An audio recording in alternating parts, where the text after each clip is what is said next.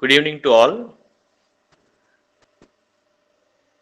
This is landscape architect Santhanayappa Sundarraj, based at Madurai and associate professor in Department of Architecture, Tyagaraja College of Engineering, Madurai. I am happy to invite all participants for the World Landscape Architecture Month celebration at Madurai, conducted by Indian Society of Landscape Architects, Tamil Nadu and Pondicherry chapter. I extend my warm welcome to all the participants.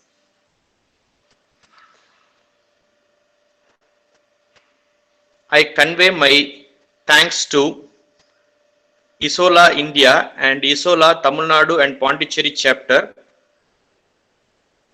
I convey my special thanks to Chairman Isola Tamil Nadu and Pondicherry chapter, who provided us an opportunity to project the potentials of landscape architecture in various regions of Tamil Nadu. So I convey my thanks to Architect Rukmani, Architect Kumareshwari, and Landscape Architect Deepak, who were guiding throughout the process for this success of this particular event. And I also thank my team members, Landscape Architect Lakshmi, Architect Shabana, and Architect Ninita, who were along with this process, who made this event a successful event till now. So I once again extend my warm welcome to all the participants of this particular event. Now we will see the etiquette. I request all the participants to follow the etiquette. So we are pleasure to have you all here. This session shall begin around 5:15. Kindly follow the webinar etiquette. Keep the mic off during the entire session. Keep the camera off. Do not present your screen. Pin the speaker's presentation screen as soon as the presentation starts. Use the chat for your questions and comments for the speaker to respond in the last 20 minutes of the session. So I once again thank all the participants who are attending the World Landscape Architecture Month celebration at Madurai, conducted by Isola Tamil Nadu and Pondicherry chapter. I once again welcome all the participants, architects and landscape architects and students who are attending this event. I extend my warm welcome to all. So now I hand over the forum to Isola Secretary Landscape Architect Kumareshwari to take over.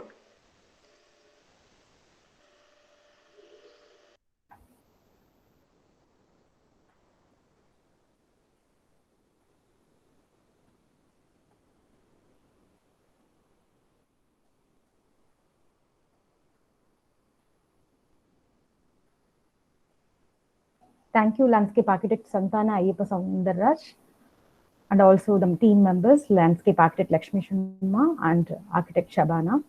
Good evening, everyone. And on behalf of Isola, Tamil Nadu and Pondicherry chapter, it is a pleasure to welcome you all here. Thanks for your continuous support to all our sessions in this forum. It's great to have Landscape Architect S. Karthikeyan, Heritage Photographer Mr. Sivasamy Karthikeyan, Dr. Geetha Mehta, Architect Despo and Dr. G. Balaji as speakers in this session. Thanks for coming forward to present here, and I welcome all of you. To give a brief intro to the landscape architects, Isola, WLAM. Isola, Indian Society of Landscape Architecture, is a professional body of Indian landscape architects having a 700+ membership across India. Established in 2003, Isola aims to provide excellence and higher standards of professional service in the domain of landscape architecture. We, part of Isola, Tamil Nadu and Pondicherry chapter, have been a very proactive and progressive professional group and actively engaging with all the issues concerning with outdoor spaces, environment, culture and people. Isola, Tamil Nadu and Pondicherry chapter has been conducting many programs addressing all the above issues through web talks and other events in the past. There have been around 40 programs conducted so far. Many of our members are recognized with awards and competition won projects. We are good mix of practicing landscape architects, teaching academicians, and student landscape architects.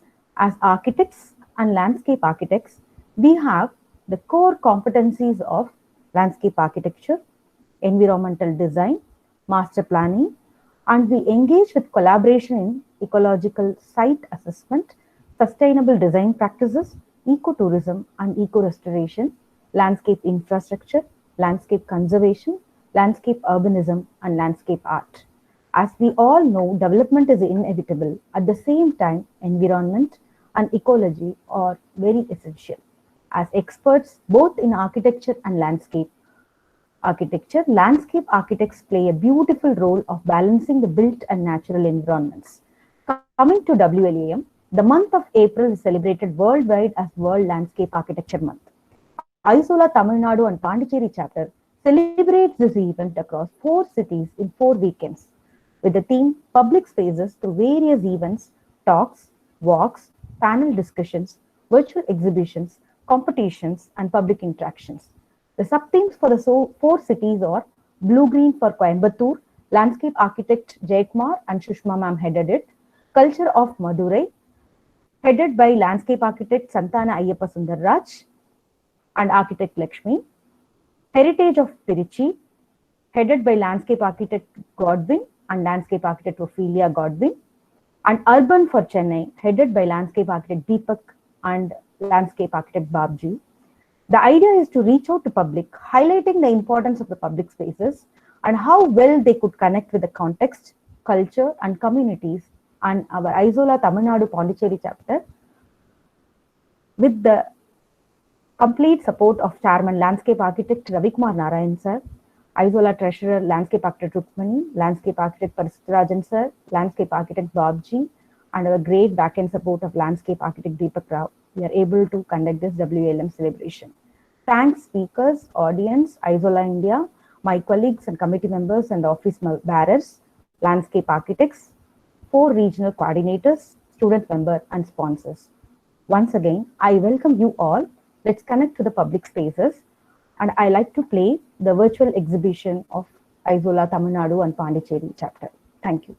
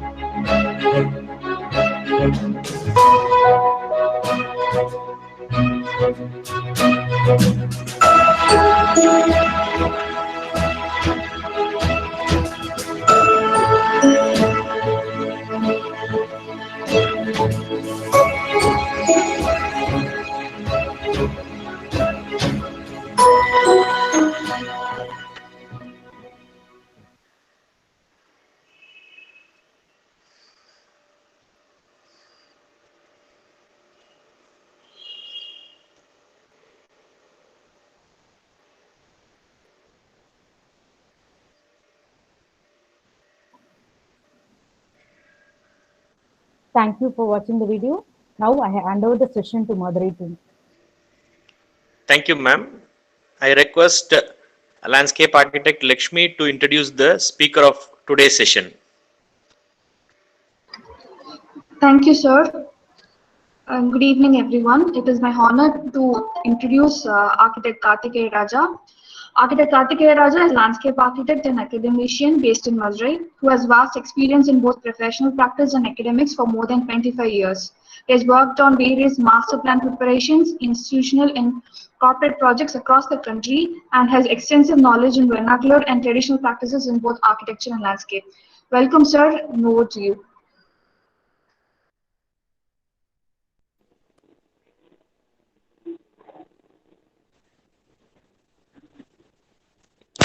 Okay, good evening, all of you.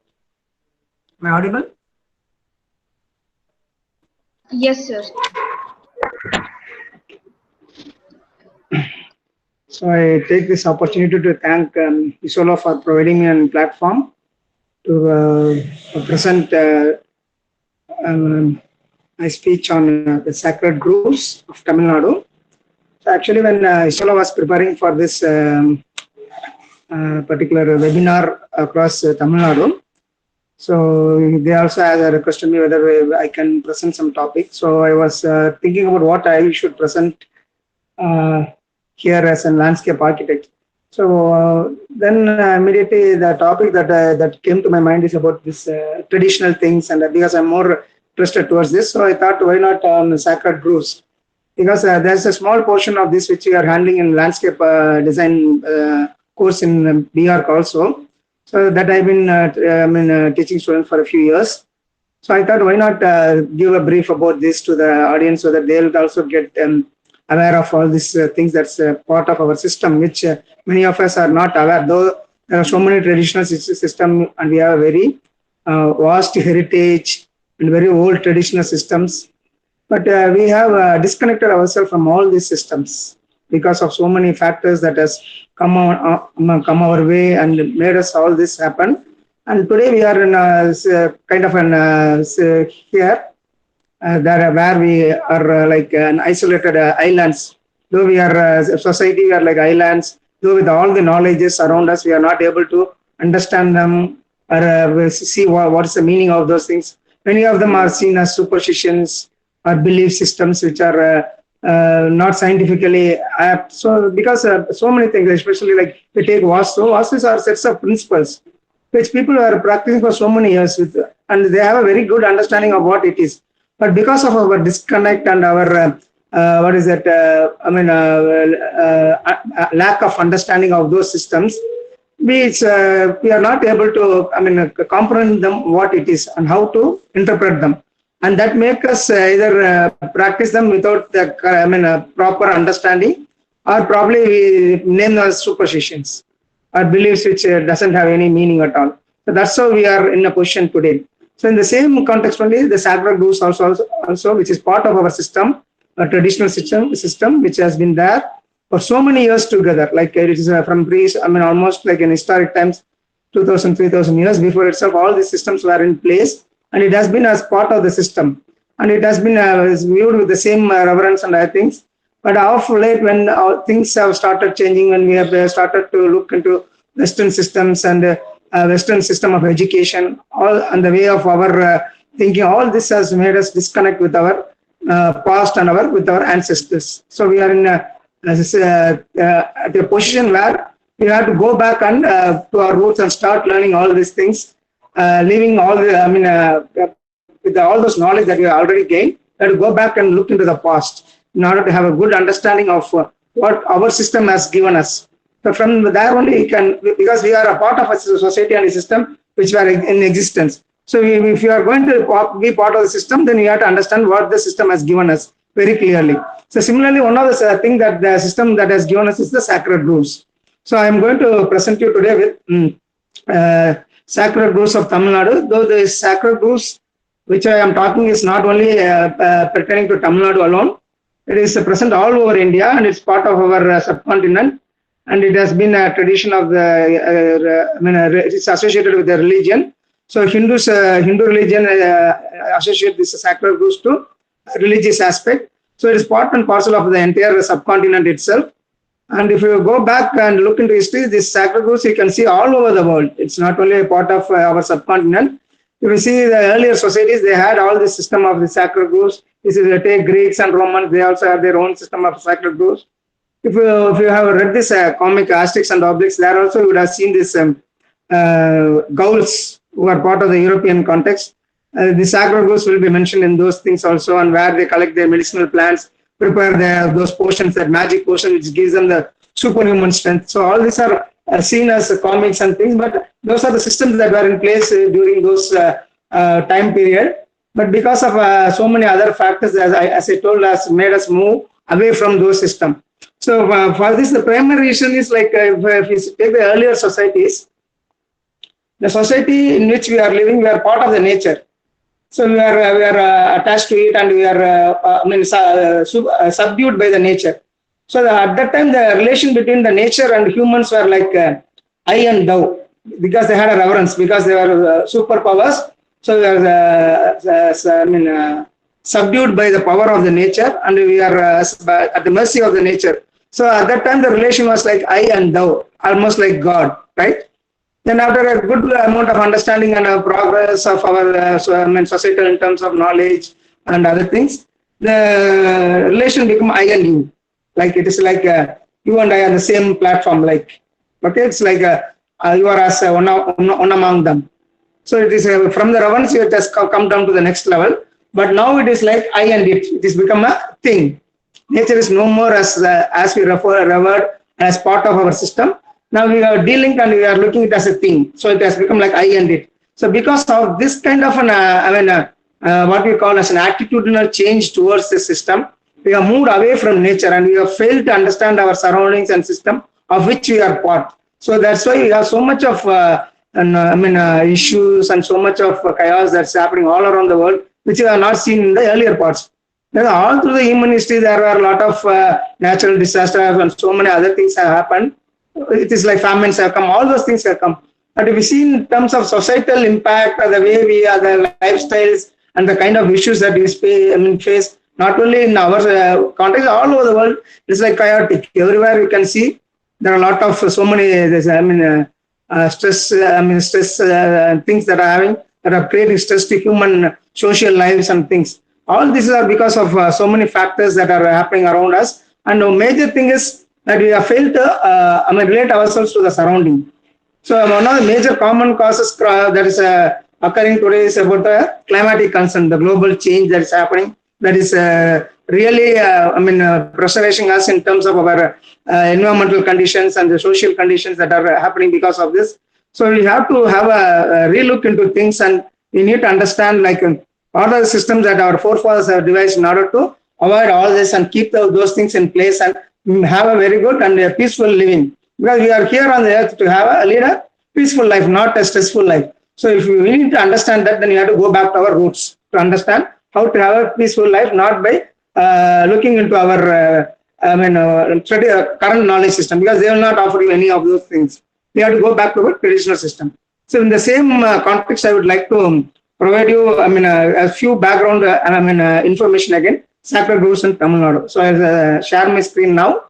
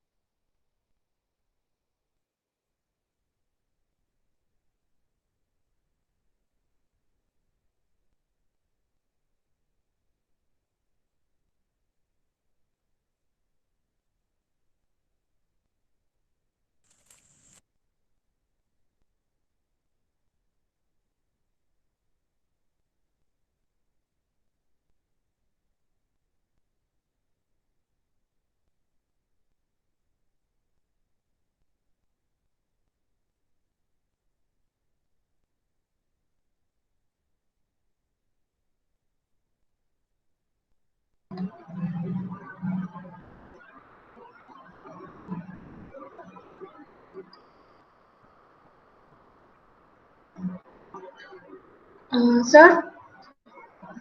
Care, sir? Hello, yeah. Sir, you were not audible when yeah, it's better now, sir. Okay. Ipo okay, sir. Okay. Sorry, I think my mic was got mute. Okay, so I'll start with the history of our sacred books. So sacred books are mostly associated with religious aspect, and it were introduced into the system. So when I'm talking about religious, we have to have a brief background about this because we all know about our context and religious setup.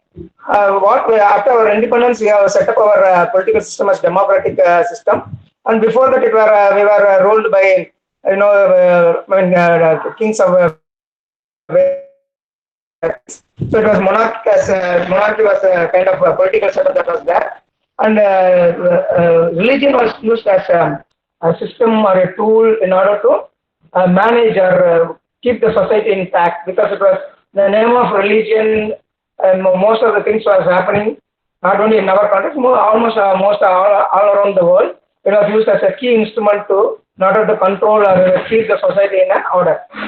So here also the same system was there. So using the same instrument or tool here, the government was also given this political, religious aspect, and we use this as in order to even maintain our environmental system also. So that's how the sacred rules also came as part of our setup, and our forefathers understood that it's very important to maintain our environmental condition in order to our well-being. So that's why they have introduced the concept of sacred groves. And in Tamil Nadu, these sacred groves are called as Kovil Kadugal. And even now you can see there are a lot of sacred groves that are present in Tamil Nadu. They are either smaller in scale with a few trees to a large forest also. So some of the sacred groves may be contain trees. So probably they may vary in acres to more than few hectares also. So all around Tamil Nadu.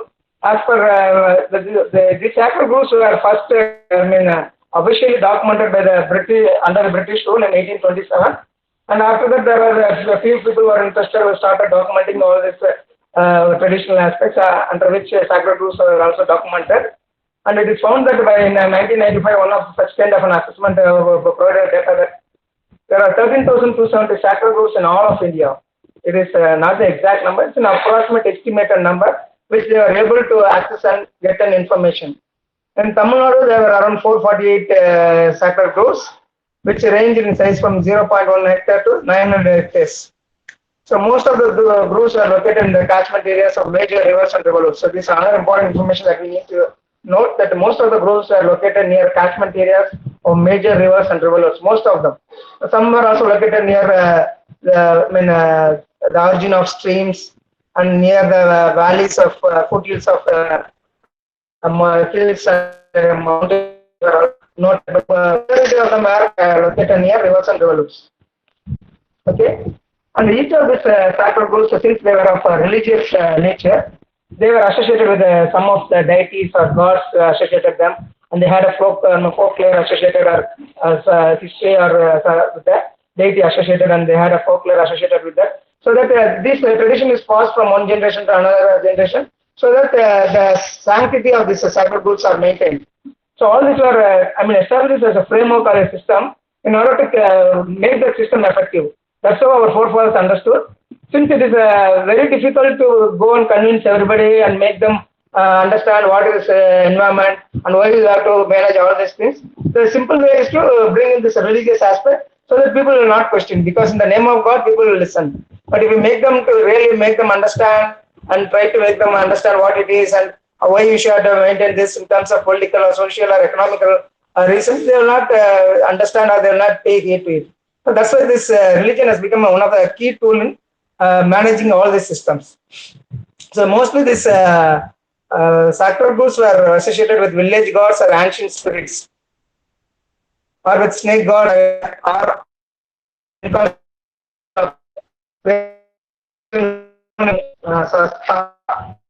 INR in Hindu. And another important aspect that you see is an integration of both Vaishnavis and Vaishnavis, because it's a common god for both the Vaishnavis and the Saivis, and being the god of both sect, which is part of the Hindu religion. he is one of the groups. Hacker groups is a community-based system, so there you cannot have that the differentiation between the sex. So it was like most of them, these were the deities that were present, and some of them it was the Amman or the goddess of spirit. The earth was also the major deity that is associated with this. And in large dense forest, it was either a Saivite god or a Vaishnavite god, because Hindu religion has these two major sects, so it was either the Saivite or Vaishnavite.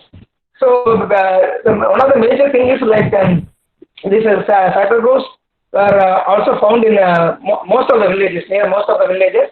Each village had their own sacred groves, or it was some sacred groves for a few of the villages, and administered by all together for the benefit of all the people around those areas. So the village sacred groves are generally dedicated to Amman, the goddess of fertility and goodness. So this was the background under which all these sacred groves were existing in the context of Tamil Nadu. And there were a lot of whatever beliefs associated to the groves, because unless otherwise these groves are emphasized and glorified, people will not pay any heed to it. So they were first given the religious thing, and it was very strictly given as a message to the people that nobody is allowed into the sacred groves, because they can't go on their own vision. It is a protected area. It is a place where all these deities or spirits reside. So you are not permitted to go in. But a couple of festivals are conducted in groves at a particular period of time in each of these sacred groves, depending upon where it is located and the beliefs and customs they have. So the major thing that is associated with this sacred groves are that nothing can be taken inside that grove, or nothing can be removed from the groves. Not even things like a small pebble or even a dead wood. That is the thing is, it should be not intervened by any human beings at all. That is the basic underlining system that they established in order to protect this sacred groves. Okay. Trees such as banyan, people, neem, and tamarind are considered to be the abode of spirits, and they are also found in these sacred groves.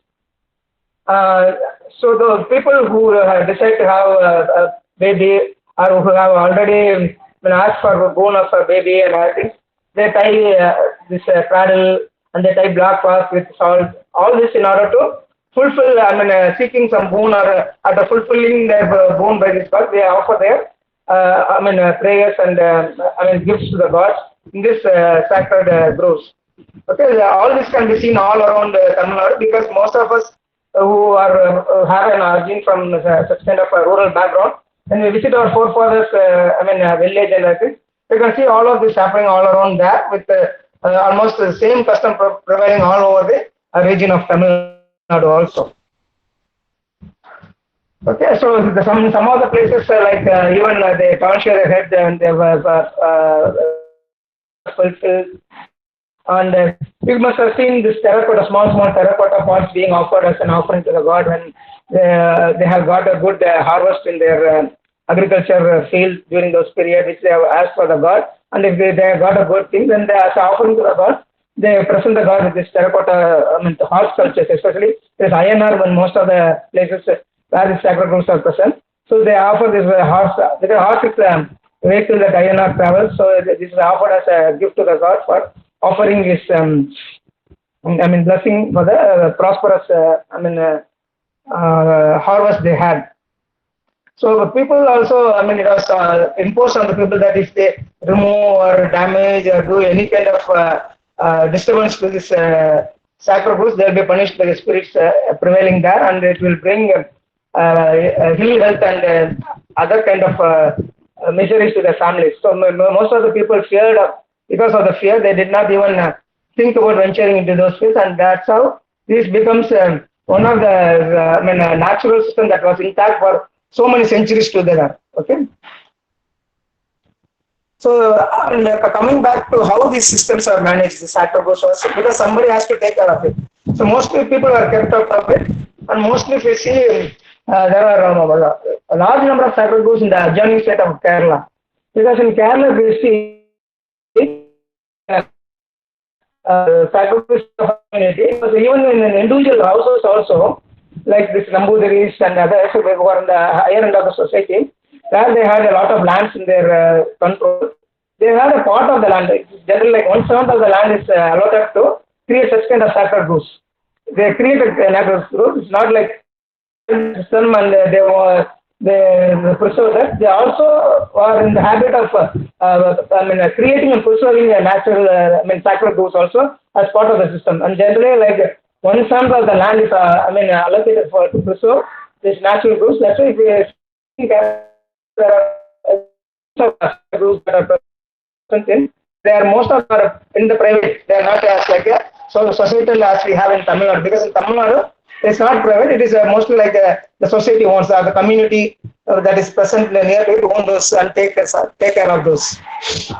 So this system is managed either in Kerala only we have that system. But if you see in our Tamil Nadu, it is like either the village community or a family that is assigned to it will take care of the management of the entire system. Because there are a lot of benefits that you have got out of the system. So they take the responsibility of managing those systems, of manage these sacred groves. Okay.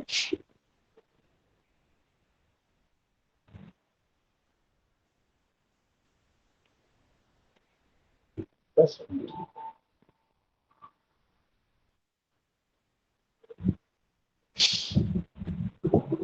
So, okay. If we see that,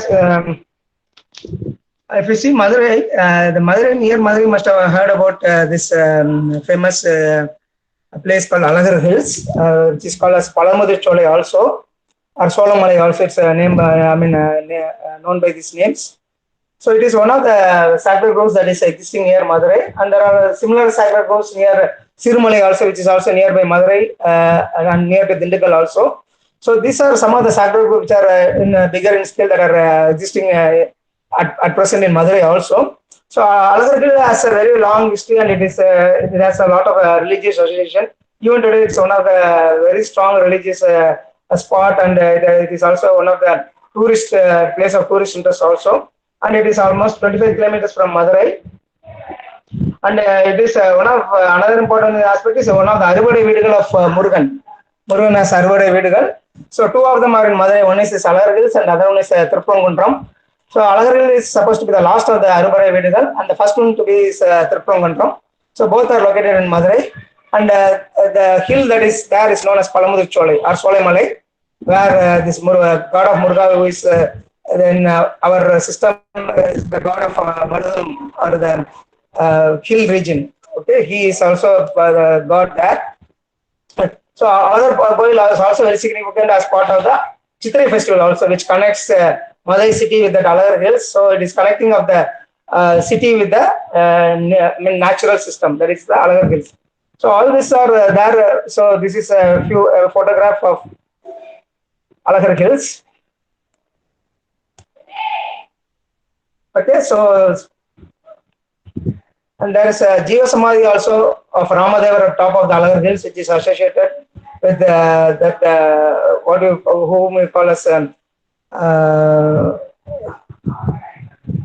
Saivite followers. Okay, so Sivasamy of Ramadeva at top of the Alagar Hills also can be found, and some of the Jain caves in Alagar Hills.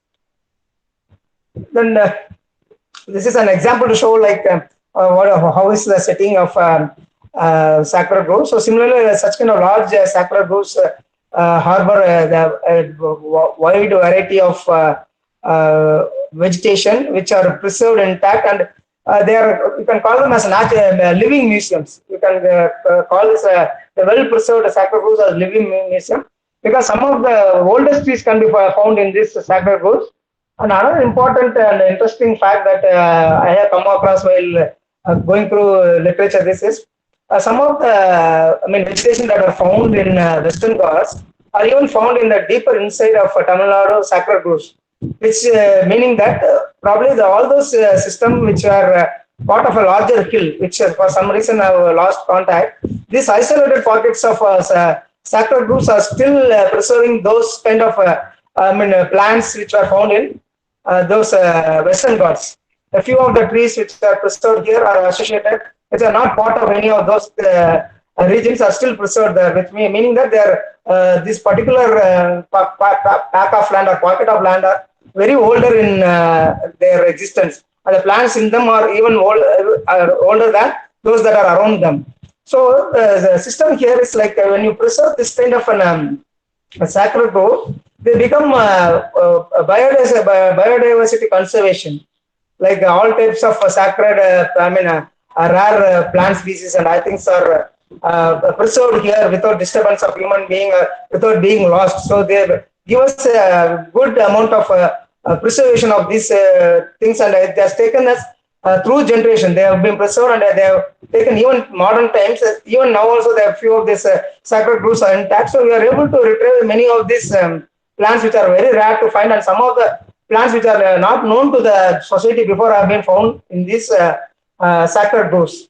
So that is one of important thing. So these have become living museums. One of the important thing that we need to understand is they have preserved these plants and they have carried them along with them, and they have taken them along with them for so many centuries and given us these valuable things. But we have to understand the value of this and preserve them, which we have started to neglect now. That the opposite is happening. Okay, and another important thing is that they are an important tool in watershed management also, because I told many of these sacred groves are located in these catchment areas where they can hold a lot of water and thereby recharging the groundwater level also. So during a time of any adversities of failure of rain, these watershed, these sacred groves have come in handy to help people to ward off those times. So they have a very good in doing all this watershed management by preserving the water and recharging the groundwater, and also preventing erosions and maintaining the topsoil fertility, and also the biodiversity of the ecosystem. So all these are being done by this sacred groves all around, because the sacred groves are pertaining, it's present all around Tamil Nadu. What we are seeing in 448 are some of the few things that we have been documented and understood. Probably the things, the numbers may be more, and it may be maybe a network of system that is present, like our irrigation tanks that are present in Tamil Nadu. Because if you see, Tamil Nadu is a region where our system is not based upon river-based. It is all a tank-based system. We have what we call as the convoy, right? We have different types of storage system through which we store water and use it for irrigation. That's why we have that banks all around, which is called as the convoy.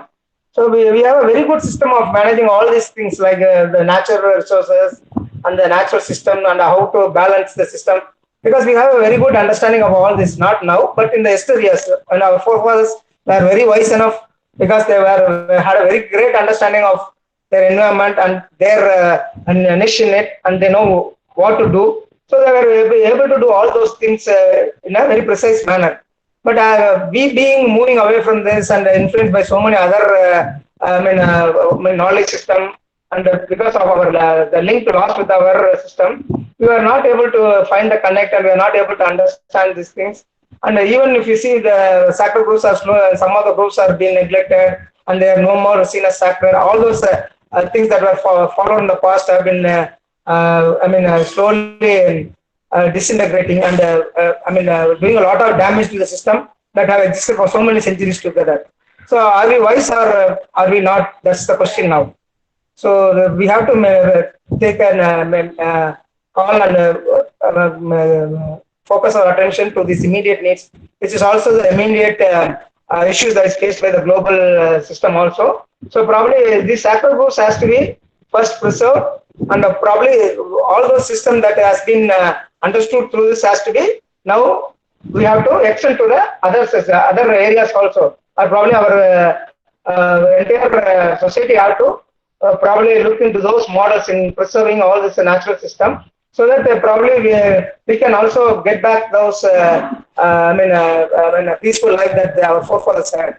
So probably one of the things is you have to learn how to do all these things and probably apply those knowledge to the current system also. How to minimally intervene into the natural system and that, and also the same time make ourselves also comfortable without much of a disturbance to the natural system. That's another important thing that we have to understand. And another important thing is it's a reserve of medicinal plants also, because if we see now only we have this allopathic system, but if you go back in history, there was nothing called allopathy, so it was morely plants were used as a major form of medicines, and these medicines were also preserved in sacred groves. If we say the Western Ghats is supposed to be one of the major bioreserve of this medicinal plants, similarly sacred groves also have the same kind of preserving of all these medicinal plants as part of the system. So each of these, groves, they have all these herbs and plants which have this medicinal plant which would be required by the people then and there. And those people were who we call the medicine. People who are associated with medicinal practice. They know about all these plants and things, and they are able to help the people using these medicinal plants. So that's another important thing that these sacred groves are offering to the people in the long run for the benefit of preserving them. So from this we have to understand that these sacred groves are one of treasure trove of nature that is given by our forefathers, which we have to take it very seriously and preserve them and create such kind of groves all around the places wherever possible, so that it will also address environmental issues and keeping the nature in balance. So here's the table, a small sample of things that are present in the sacred groves. So Alagar Hills is one of the examples. The size is around 4,500 hectares. Is really a sizable big grove. And the number of plants are 50 species, 53.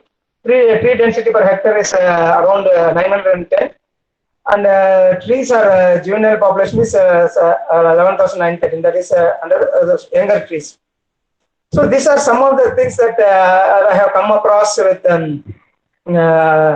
this sacred groves that we have in Tamil Nadu. And even today also, a few of us go to our what we call as Kuladevam temple, which is our actual forefathers are where we have originated for offering prayers and other things. So at that time, you might have visited knowingly or unknowingly all these sacred groves, and these are one of the places where our forefathers believe our entire life cycle, web of life, like yesterday Badri Narayanan sir mentioned, is preserved here, web of life, because we understand the entire globe as a web of ecosystems, interconnected web of ecosystems, whereby these kind of niches which we create as sacred groves is very important. Probably they may be the keystones where they offer the preservation and conservation of all these natural systems. Even if there are plants, then you'll associate other fauna also will be coexisting with them. They are also in turn preserved along with them. So you have to understand all this as a system of networks, not as an isolated parties. Sacred groves are not isolated parties. They are a part of the larger network system that their forefathers have created. So we need to understand all these things and pay attention to those. We have to call them as treasure, natural treasure that have been passed down by our forefathers, and conserve them to the extent possible to us. Because today with our technology and so much things, we can't bring all those systems. But probably with the knowledge system that we have, using our technology that we have, probably have make our system much better, not worse. So that's what we need to understand through this systems that we have learned from our traditional tradition. Okay. So at present we have a lot of threats to this, like the form of superstition, like worshipping a tree has become a superstition, because if we see one of the major trees, that is neem tree, is considered to be a goddess Amman, which has a lot of medicinal values. That's why our forefathers have considered it to be one of a very prime important tree, because it has a lot of environmental benefit also. So that's why it was considered as one of the important trees, and it was given such an importance. Okay, so we have to, because during the fox times, how they treat us with this. But people were telling us all those were superstition. But now it has been signed. Most of superstitions are slowly being, when they started understanding with that scientific knowledge, have been established as systems that are very apt for that apt, and it is a valuable system that we have started understanding now. So traditional values appear to be gradually disappearing because of our advent of modernization, urbanization, and people changing aspiration and attitudes. All this have put us in a different platform where we have disconnected ourselves from our environment and nature, and that's why all this has happened.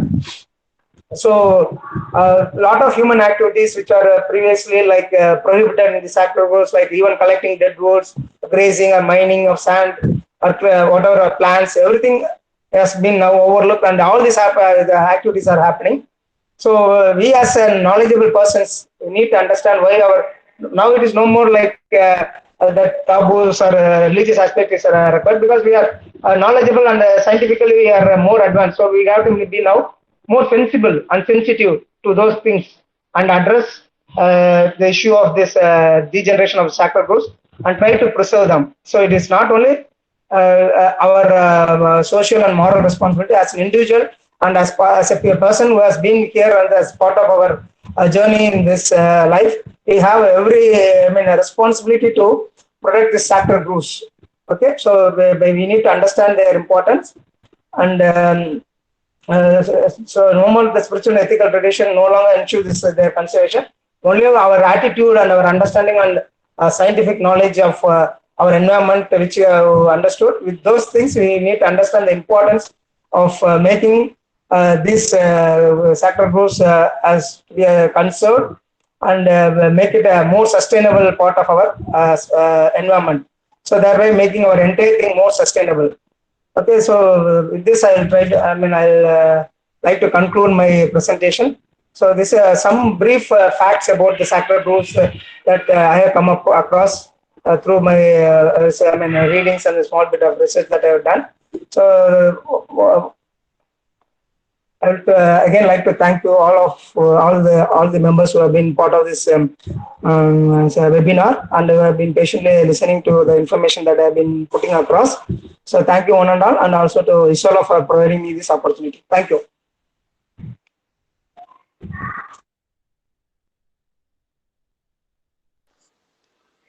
Ayappan? Thank you, sir. Thank you. I call upon Architect Shabana to introduce the next speaker.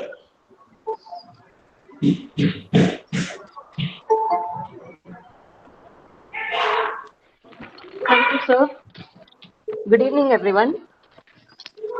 I would like to share a brief history and a narrative on Sangat Tamil Valartha Madurai Yeah, I will stop in sharing, Tamil, ma'am. portraying the cultural context and significance. Before which, I would like to introduce Dr. Sivasamy Karthikeyan. He is a photographer and a graphic illustrator who has 40 years of experience in his career. And yeah, I'll just go with a brief on Sangam Tamil Valartha Madurai in Tamil, portraying the cultural context and significance before the video presentation. எங்கள் வாழும் எங்கள் வளமும் மங்காத தமிழ் என்ற சங்கே முழங்கு. அனைவருக்கும் வணக்கம். Shabana? Madurai. Shabana? The screen share has to be stopped. Okay. You can come.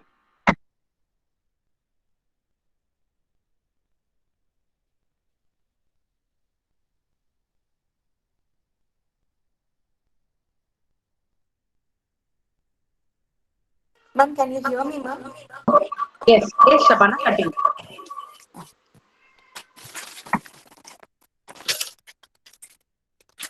Madurai Vaigai நதி கை வைத்ததால் வளம் பெற்ற மதுரை.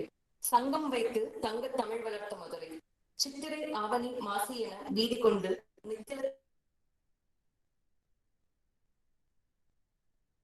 அவள் பெற்ற மதுரை. பாண்டிய மன்னர்களின் பரிகள் தாண்டியோடிய மதுரை.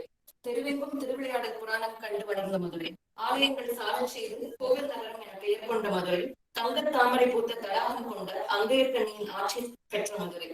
இத்தகைய பெருமை வாய்ந்த மதுரையின் கட்டமைப்பு, பழம்பெருமை, திருவிழாக்கள் பற்றிய சிறு குறிப்பு. மத்திய அரசின் நகர்ப்புற வளர்ச்சி திட்டமான ஸ்மார்ட் சிட்டி திட்டத்தில் பழம்பெருமை வாய்ந்த மதுரையும் ஒரு அங்கமாகும். ஆனால் இந்த நகரின் தோற்றம் என்பது முதல் சங்ககாலமான 2000 ஆண்டுகளுக்கு முந்தையது. கோயிலை மையமாக வைத்து அதன் Shabana, Shabana? சித்திரை, ஆவணி, மாசி என மாதங்களின் பெயர்களில் Shabana? அழகுற அமைக்கப்பட்டுள்ளது. கோயில் வடக்கு பகுதியில் சிற்ப வேலைப்பாடு நிறைந்த வசந்த மண்டபம் எனும் புது மண்டபம், கட்டி முடிக்கப்படாத மொட்டை கோபுரம், எழுகடல் தெரு இவற்றை கடந்து சென்றால் கீரமாச வீதியில் உற்சவ தெய்வங்கள் வலம் வரும் திருத்தேர் நிற்கும் தேர்முட்டியை காணலாம். இங்கனம் பாறையும் சீர் பெற்ற மதுரையில் திருவிழாக்கள் பல உண்டெனும் நித்திரை மறந்த மாமதுரையில் சித்திரை திருவிழாவை முக்கிய பெருவிழா. ஒரு 400 ஆண்டுகளுக்கு முன்வரை சித்திரை மாதத்தில் அமாவாசை முடிந்த 3ஆம் நாள் மதுரையின் மக்கள் எல்லாம் சேர்ந்து 10 நாள் கொண்டாடிய சைவ மத திருவிழாவாக இருந்தது. முழுமுதற் கடவுளான கொண்ட வைணவ மதத்தை பின்பற்றும் நாயக்கர் வம்ச ஆட்சியின் போது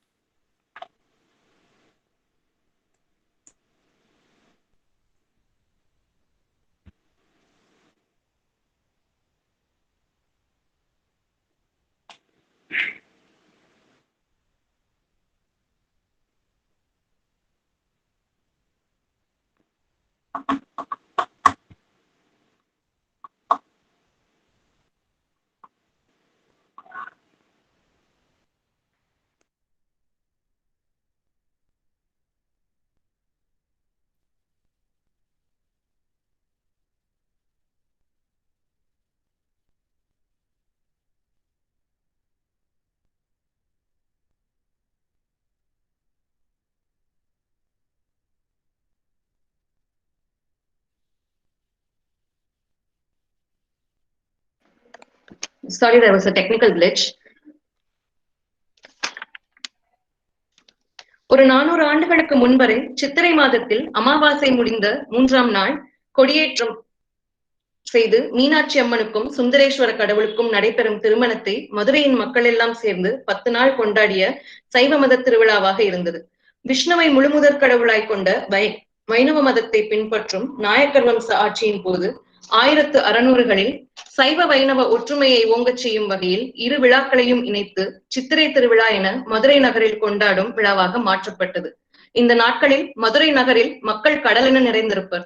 அதிலும் அழகர் கோயிலில் இருந்து மதுரை வரும் அழகரை எதிர்கொள்ளும் எதிர் சேவை தொடங்கி அவரை திரும்ப வழி அனுப்பும் வரை அழகர் வேடமணிந்த பக்தர்கள் அழகர் போகும் இடமெல்லாம் உடன் போகும் காட்சி காண்பவரை மகிழ்ச்சி கொள்ள செய்யும். மன்னர் காலத்து தலைநகரமாய் விளங்கிய மதுரை இன்றும் புது மெருகோடு நிற்பதை நம்மால் காண முடியும் என்பதே மற்ற நகரங்களுக்கு இல்லாத மதுரை நகரின் சிறப்பு.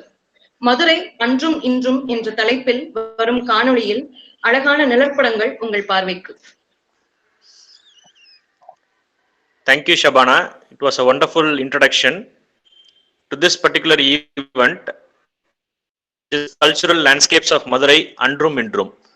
Now we will see a video presentation on the cultural landscapes of Madurai Andrum Indrum.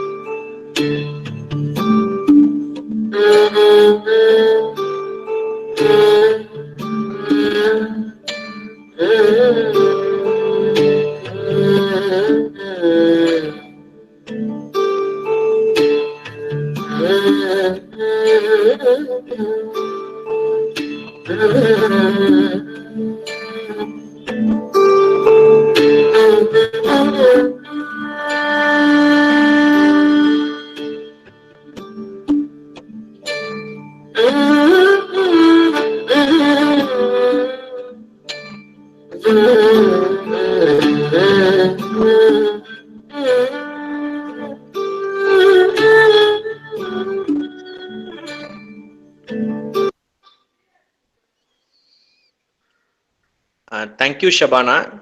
It was a wonderful video presentation. A very great thank to our heritage graphic artist Karthikeyan sir, and wonderful compilation done by architect Shabana. It was a great feast to all participants. Thank you. Now we will move on to the next session. I request architect Shabana to introduce the speaker of the next session. Yeah, thank you, Ayyappan sir. It's my pleasure to introduce Dr. Geetha Mehta. Dr. Geetha Mehta is an adjunct professor of architecture and urban design at Columbia University and the founder or president of Asia Initiatives, where she innovated social capital credits, an innovative community currency for social good that is being used in India, Ghana, Kenya, and USA. Geetha is also the co-founder of Your BAZ, User-Generated Cities. She serves on New York Mayor's Advisory Board for Waterfront Development and several non-profit boards. She has been recognized as one of the 21 leaders of the 21st century by Women's E-News and by HSBC Bank as the Social Entrepreneur of the Year in 2017. We welcome you, ma'am. Thank you very much. Thank you. I'm really pleased to be here and have a chance to speak to you all. And I will be joined by Despo Toma, my former student and now a very accomplished urban designer, and later also with Professor Balaji, who I have had the wonderful opportunity to work with. So I would like to start sharing my screen. Let me just do that. All right, can everyone see my screen? Yes? Is everyone able to see my screen and hear me? Yes, ma'am. Yes, ma'am. All right, all right. So I will take a few minutes to just set the stage for actually what Despo and Professor Balaji are going to speak about. But I want to frame that, you know, everybody in the world right now is really panicked about COVID, but can we look upon it as an opportunity?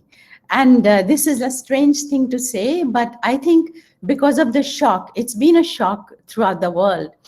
I think that politicians and policymakers and bureaucrats and everybody is now willing to listen to a different paradigm. We got here because of many, many problems we had, and how can we then change that? So I see that as a moment of opportunity, especially for India's landscapes and urbanscapes. Why do I say that we are ready for a big paradigm shift, which is what is needed now? As you all know, the glacier burst that happened in Uttarakhand, you know, when I was looking for pictures for that, there've been so many disasters like this in the past few years, and that is because we are not really caring for our environment. So I want to say that the definition of landscape should not just be the project you are doing, but it should be very much broader. In terms of scale, we have to think about the much larger picture and the effects of every one of our actions. You know, the engineers had already warned that this is a very fragile area, but then the government went ahead and built 2 power plants there. Why? So I think we have to raise our voice. We have to make sure that what professionals are saying is also public knowledge. We have to speak to a larger group. And we have to really be advocates. So it's not enough to be designers. We have to be designer advocates. And you look at the climate risk index, and the darkest areas, the problem areas, are actually South Asia. It's India, Pakistan, Myanmar, that whole South Asia region. That is the most threatened. By 2050, our ability to produce food will be severely hampered. There will be a huge number of migrants, climate migrants, right? So we have to prepare for that now by doing landscapes, not at the scale of our project, but at this large ecological scale in the country. So if there's one thing everyone goes back with from listening to my talk, it should be that. So I say we have to do ESG now. What is ESG? It is ecological regeneration. We have already hurt our environment tremendously. I have a small home in Delhi, and I almost never see the blue sky anymore, and the air is so polluted. So we have really hurt our environment in tremendous ways. So it's not just about not doing bad things in the future, but we have to regenerate what we have destroyed. And the second thing in my mind is societal income equity. And this is so important because somehow our history has been history of exclusion, whether it is through caste system, whether it is through income inequality. In the period of COVID, the richest people in the country raised their income by 40%. And I think we have 40 new billionaires during this period. But then the poor people who are really suffering, the migrant laborers who had to walk hundreds of miles to their villages, we are not really caring for them. So this income inequality is, I think, one of the biggest problems in our country. And it has been proven again and again that countries that have societal and income equity, for example, Japan, they are much more resilient and their GDP growth is better. So if that could happen in India, our GDP growth rate would increase by 2 or 3 or 4 percentage points. But we not only give the really poor people of lower caste opportunities, but also not even treat them with dignity. So I think that it so hurts me. So I want to bring that up. And informed governance. This is a very critical point right now because our government right now is not listening to journalists, right? Journalists have suddenly become enemies of the government unless they say what the government wants. So then whose job is it to stand up and say, wait, the Uttarakhand, the power plants should not have happened. And this kind of thing should not happen again. It's up to the professionals. It's up to landscape architects, urban designers, architects. We professionals have to step up and fill the hole that is being left by journalists who have been so suppressed during this period. I don't think the government means bad things, but if they don't know what is the correct way, they're obviously, in that state. So ESG is now being talked about everywhere in the world. And we have to do that to prepare for the next pandemic.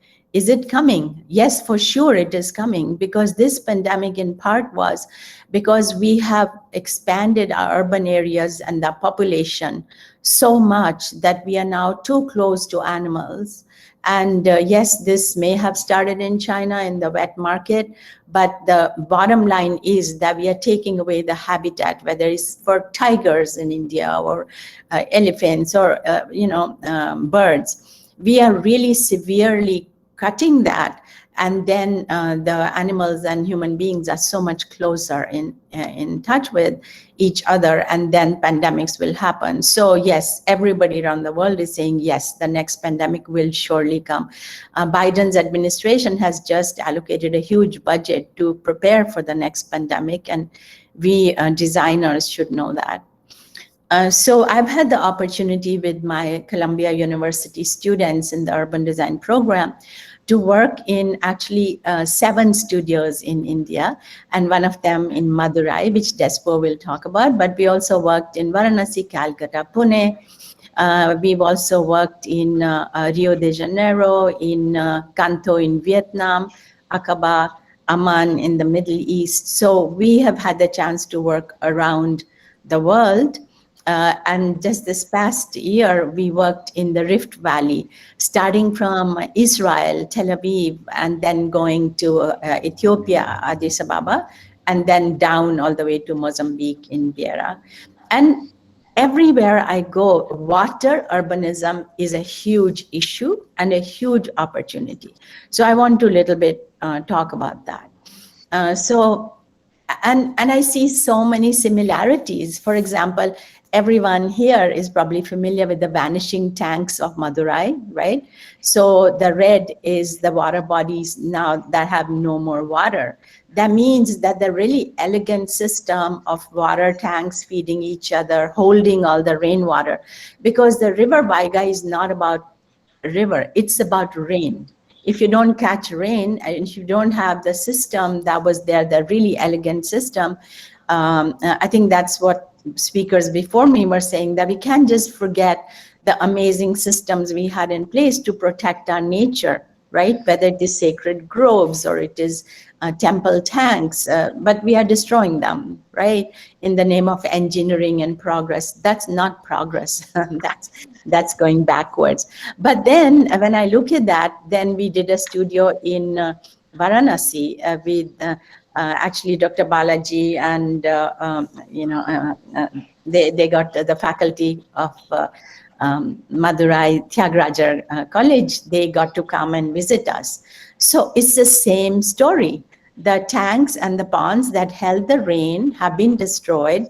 So then we say, oh, the Ganges is flooding so much, right? Of course it's flooding. If you cut all the trees in the path of the Ganges upstream and you put all the pollution in there and you destroy the watershed of Ganges, well, of course it's going to flood. So it looks like that in festival season, but then when monsoon comes, it looks like that. Right? This is how much destruction we are doing to our environment. And this is landscape issue on a larger scale. So I ask everyone, no matter what size your project is, scale it up and talk about the impact of the larger impact. If the same project was done over and over again, what would the region look like? So I think this is the opportunity. You can make big, bold statements, bold changes, and people, including the government, I think are more likely to listen to you because we are going through this big shock of COVID. So this is, the social, economic, and climate injustice. Yes, we are the country of Gandhi, but we are terribly unjust to the poor people, like incredibly. What is this? It's okay for the poor people to be in the vulnerable areas and the migrants to, suffer every year. What is this? This is not a just country. This is not the country that our founders and our ancestors thought that we should have. And what we are building in every single city in India is super blocks. These are super blocks of social, economic, and spatial injustice. I'm sure you all know about Gurgaon in Delhi, where I have a home. So they make these beautiful golf courses and these apartments for wealthy people. But who's making them? Those people are living in a slum near there. And all the sewage from these towers in the park is just thrown out. And they are pulling out water from the aquifer. So the water level in Delhi has gone drastically down, that it's really an unsustainable level. And it's happening throughout the country. This story, this tragic story is actually happening everywhere in the country because we are not looking at holistic picture. A landscape architect gets a job to do this. They create a beautiful lake and a golf course and they collect their money and they go home. And then this is where the poor people live. So I think we all have to step up our game and make it more holistic. And we are doing damage to our environment in so many ways. And I want to say that we are not unique in the world in doing that. So the picture on your left is Sabarmati River in Ahmedabad, and some people are celebrating that, oh, it's all clean, but it's terrible project because just they built 2 dams just by the city area where the waterfront is. But before that, it's a dry river. It's not meant to be a perennial river. So they pump water from another river and make it into a stagnant lake so that people can take pictures, and the Prime Minister can show that to the Chinese premier or something. But right after the second dam, it's full of pollution because it's just industrial waste. And the poor people who lived on the riverside have lived there for generations. They were just swept up and thrown away in some remote areas, and promised housing. But I'm actually, with my nonprofit, I'm working with many of them, and they've been in that temporary dismal accommodation next to a huge garbage heap for 12 years. So, what kind of thinking is that? But then we went to Ethiopia and we saw the mayor talk to us about the exact same thing, just concretizing. Why do people love concrete so much? It's so bad for the environment. But that's what they were proposing. So I just want to say that it's not purely a problem in India, but everywhere I speak to people, and many people are now saying, wait, stop, don't pour concrete, don't kill the river. It should be a living river. So the same thing is happening in Pune, where we did a studio that on the left is a proposal by Bimal Patel, which I believe has been accepted. And on the right, the 2 pictures are the work of my students. Thinking about the river, not just as a line, as water between 2 lines, but the whole system. In the distance, you see the Western Ghat, and then you see all these rivulets, these nalas, which are a system, and there's a system of greenery around them and bird habitat. And you can't think about the river unless you think about all of that. And at the bottom is a close-up that another student group did. And thinking about the river in very natural way. Let the river live. You know about this amazing project in Europe called Room for the River. We need to give room for the river and not pour concrete on both sides and take a picture of it. And East Calcutta wetlands, everywhere in the world, people are, designers and landscape architects are saying, wow, this is a miracle, right? This is a miracle that most of Calcutta's sewage can be cleaned with the landscape. And the same landscape is also then further down, after the water is clean, is growing fish and vegetables. I think it's like 40% of the fish in Calcutta and 25% of the vegetables. I mean, this is a miracle, but guess what? We are eating into that. The real estate pressures are pulling into that. And, I think this is going to be gone, actually, if we don't do anything. This is a Ramsar site. It's a World UNESCO protected site. But, there's so much hunger to expand urbanization that it is continuing to be to shrink. So what do I want to say? I want to say that design professionals, we have the skill to actually imagine and visually articulate the feedback loops between economy, environment, and society. We have the unique ability to visualize things. Other people can talk about it, journalists can write about it, but we can show. How is it going to look if we follow a good path or if we don't follow a good path? And we need to show those visualizations to our clients, to our politicians, and to journalists, and hopefully it gets in the right ears and really become advocates. I recommend to many of my students to become politicians. I think that's an important way to make a difference. So I'm saying that every project, like Sabarmati project and the Pune project, they should have a triple bottom line. That means that when the project is submitted to the government, it needs to say what will be its financial impact, right? How much is it going to cost? How much real estate speculation is going to happen? Then what is the ecological impact and what is the social impact? If the Ahmedabad project had been asked to give all of that to the government and it was shown to public and decided, and the project decided on television in a transparent way, we would have had a much better situation in Sabarmati River. So personally, in order to somehow incentivize good things from happening, I developed SOCs, which is the social capital credits, the community currency for social good. You do social good, whether it's environment or social, you earn SOCs, and you can redeem them for education, healthcare, and skill empowerment. And we have an app and a web platform where we use it. And we work with communities to create SOC earning and redeeming menus, so people own the project. So when we worked in Waigai River, I had also proposed that we divide the riverfront into smaller segments, and the informal communities that were behind this become custodians. So every community is custodian of some part of the riverfront, making sure there's no dumping in the river from construction debris or sewage, and making it green, planting trees, becoming really custodians. This is our rainwater harvesting project in Maharashtra, and you see that we incentivize people. They earn SOCs for digging these ponds, for repairing ponds, for building check dams. So they earn social capital credits, and they redeem them for health insurance, for education and upskilling. And also this is in Dehradun, where we are giving SOCs to local communities to plant trees and increase biodiversity. And I want to leave you with the last slide, that if you look at UN Sustainable Development Goals, 8 are about ecological capital. So this is our job, right? We are responsible. I put a black box in front of them.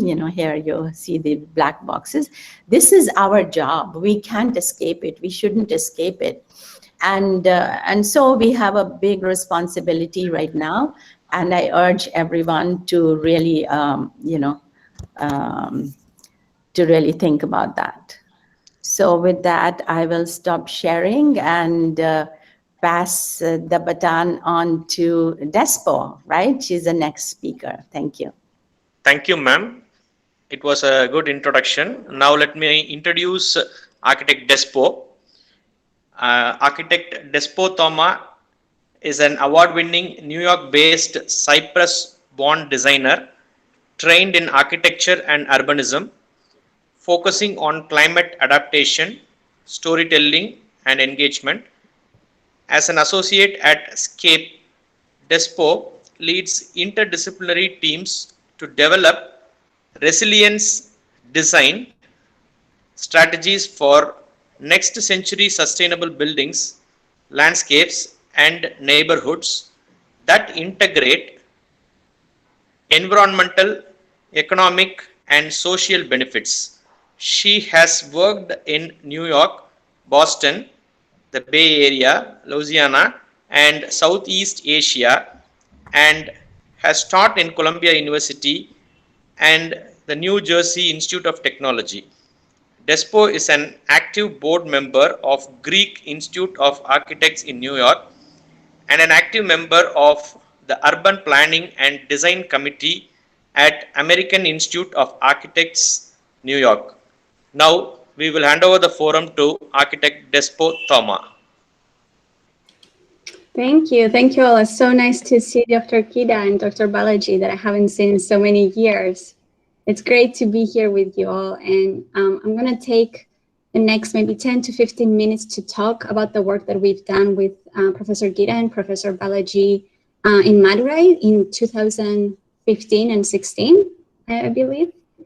And from that, how that informed a lot of the work that I was doing in the last 5 years in many different areas, and how the lessons that we all learned together from Madurai are really the foundation of a lot of the thinking around water urbanism, like Professor Geetha said, that it's much, much needed in many areas of the world.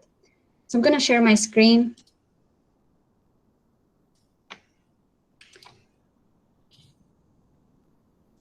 Can you let me know if you see my screen? Yes, we can see it. Great, thank you.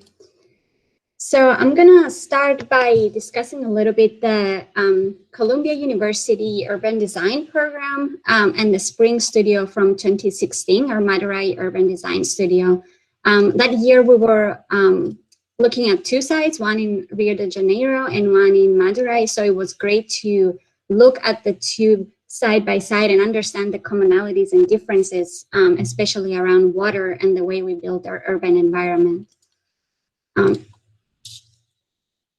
So we've spent a week on the ground. We've spent a week with the faculty and the students of TCE, the College of Engineering in Madurai, and Dr. Balaji, understanding, learning how communities are using and interfering with the very intricate and delicate water system of tanks in Madurai, like Professor Geetha mentioned.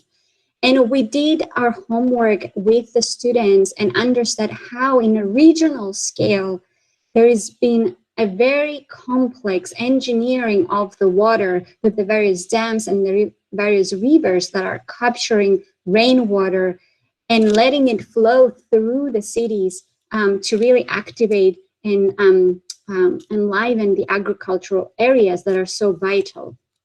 We zoomed in, we looked closely at those channels and those canals and understood when and how interventions happened. But most importantly, we spent time out, and you see here in this image, Dr. Balaji to the right, explaining to us how the different channels connect to the Vaigai River and to the different tanks, and how this system of water tanks is really at the heart of the life in Madurai. So we started asking ourselves as designers, how can we build upon the strong cultural symbols of Madurai? How can water stewardship be reimagined, develop custodians for the river and the water tanks, exactly like Professor Geetha just mentioned? How do we layer public infrastructure with public access, re-engage the water's edge in an exciting but sustainable and healthy way? How can agricultural lands be actively preserved in the urbanization process? And how can we preserve and enhance agricultural traditions in urban life? So our teams were split up in different teams. So we have 4 different projects looking at the river, and this is a very rough diagram to see that those projects are touching on very different scales, but all together work to reimagine a resilient water city that is looking at the river, at the tanks, at the channels, and at the front line of urbanization. Out of the studio, a publication came out, as Professor Geetha mentioned, and an exhibition where the 4 projects were presented side by side. So I will take a moment to speak to one of those projects, the project that we've developed with 3 of my colleagues, Marshall, Allen, Amanda Chan, and Sebastian Tolbino. We called the project Think Tank. Instead of Think Tank, because we want to turn our thinking around tanks. So what if Madurai's ancient water tank system became the driver for new, adaptive, sustainable, ecological growth for the city? So we started thinking about the water system that we represent here in these diagrams with this blue thick line as really the element that connects religion and culture with people, with agriculture and economy. And if you look at historic times, water was really what was holding everything together. And with the increasing urbanization that you see here with red popping in, with the red dots coming in, we see that those things started breaking apart and those connections started becoming less and less strong. So there are 2 ways that we can go. If we keep on going with business as usual, then those 3 things are going to break apart. But if we utilize water to create adaptation, to create stewardship, to create new modes of governance and multi-scalar projects, then we can knit back those 3 elements together.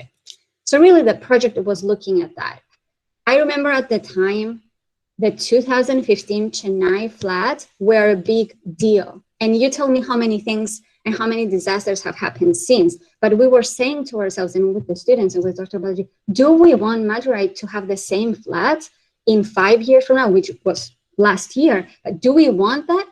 Or are we reaching a tipping point and we need to understand how can we intervene as designers? So back to exactly what Professor Geetha was saying, we as designers can visualize those cycles of vulnerability that are leading to these practices and to these risks. And we as designers can explain how increasing temperatures linked to over-extraction from the aquifer and the groundwater lead to parcelization and more construction. And the increasing population and the increasing demand of water needs is slowing down the way the aquifer is being recharged. So we're showing here with red how as designers we can find new tools and new ways to intervene in this cycle. So we looked at common conditions around two of the biggest tanks, the Bandigur tank and the Tangkarai tank. We found out that these tanks, they typically all have hard and soft edges. They have limited public access. We see that there is encroachment from buildings into the tanks. There is settlement encroachment and agricultural encroachment. And in many cases, there are no active custodians to take care of the tanks.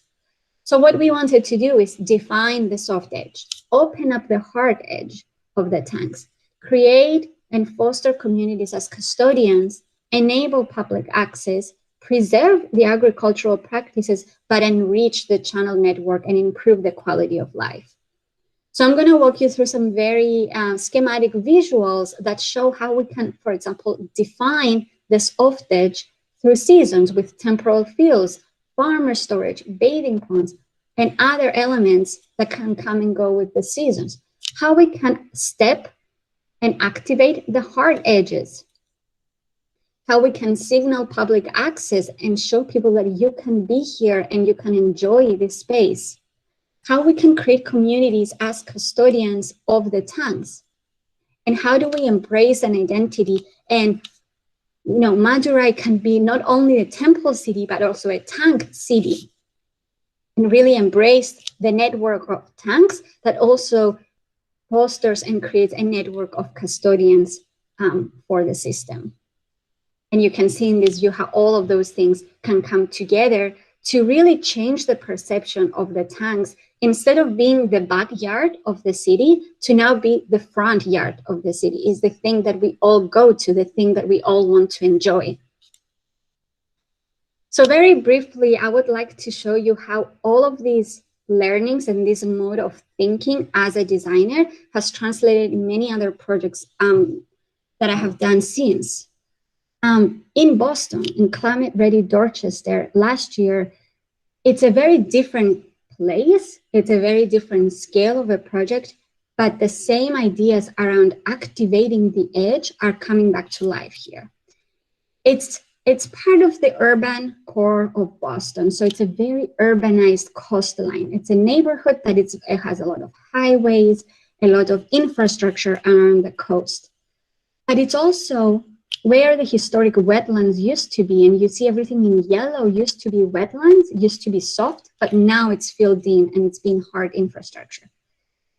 And no surprise, it's at risk of flooding because it was filled in, very lowland. So we wanted to change the perception of the coast, change how we talk about the coast. So we created a vocabulary of how do we talk about the coast. How do we create a resilient shoreline?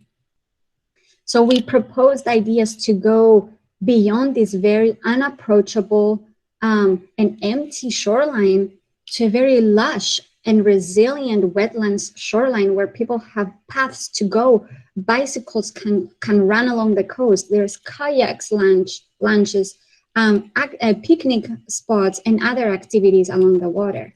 Or how do we go from neglected narrow paths along the coast to a restored wetlands park with activities for sports and for kids to play and to learn about the wetlands, but also areas that are for a healthy habitat and can attract birds and other biodiversity that it's needed. So we go from a very infrastructural and mono-functional shoreline to an active and resilient edge. In another project in 2018 in Indonesia, and from the Waters Leverage program that you might have been familiar from, I believe Kulna was part of that. We wanted to change the cycle. So thinking back in Madurai of that cycle of vulnerability, we also looked at Semarang in the same length. So Semarang is a coastal city that is already experiencing a lot of coastal flooding, and it's approaching a tipping point if business continues as usual. And we looked at, well, the coastline will be entirely flooded if we do nothing, and if we let people and industries to continue draw water from the aquifer that leads to subsidence. So we're seeing these images already in Semarang, so the alarm is really ringing here. Water needs are leading to groundwater extraction, aquifer depletion, and then the land is subsiding, making it more and more vulnerable to coastal flooding. And that risk, it's only exacerbated to the vulnerable communities. As Professor Geetha was saying, the rich are well above these and are safe, are not suffering. So we're drawing again this cycle of vulnerability with groundwater extraction, aquifer depletion, subsidence and landslides and flood risk, all leading to vulnerable communities. And we're seeing how this cycle is being reinforced by a shifting economy and by a changing climate. So we really need to intervene and change the trajectory and break the cycle. So we're proposing different actors and different areas on how to take action with a cascading system to capture and reuse water, similar to what Madurai is doing. Rethinking new cycles and new industrial practices of reusing runoff water. How do we foster resilient communities and create synergies very similar to what it's needed and what is happening tank by tank in Madurai? To create communities that are not extracting from the aquifer, but are working with the cycle of water that is coming down to them, and investing in a resilient coast that is both protective, but also enhancing biodiversity. And very lastly, just before I leave you, something that we're starting on now, thinking about a wetlands park in Cyprus and really bringing to the foreground this idea of a backyard to a front yard. An area, a coastal area at the east side of Cyprus.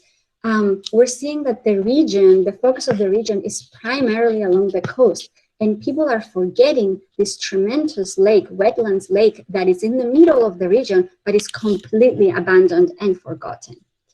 The lake, you see the sidewalk is completely dilapidated, trash, nobody walking on the sidewalk, and it's really just a huge loss for the people and the biodiversity. Versus on the contrary, because people are really focused on the coast, creating accessible areas, really tending to the landscape, etc., but not looking at the lake. It's a seasonal ecosystem, very much like the Madurai tanks, that fills in during the winter and then dries out in the summer. And you can see how dramatically the landscape changes over the seasons. And there are very few people visiting the lake, but there are many, many other visitors, like the pink flamingos and the very rare grass snake that we find in this lake.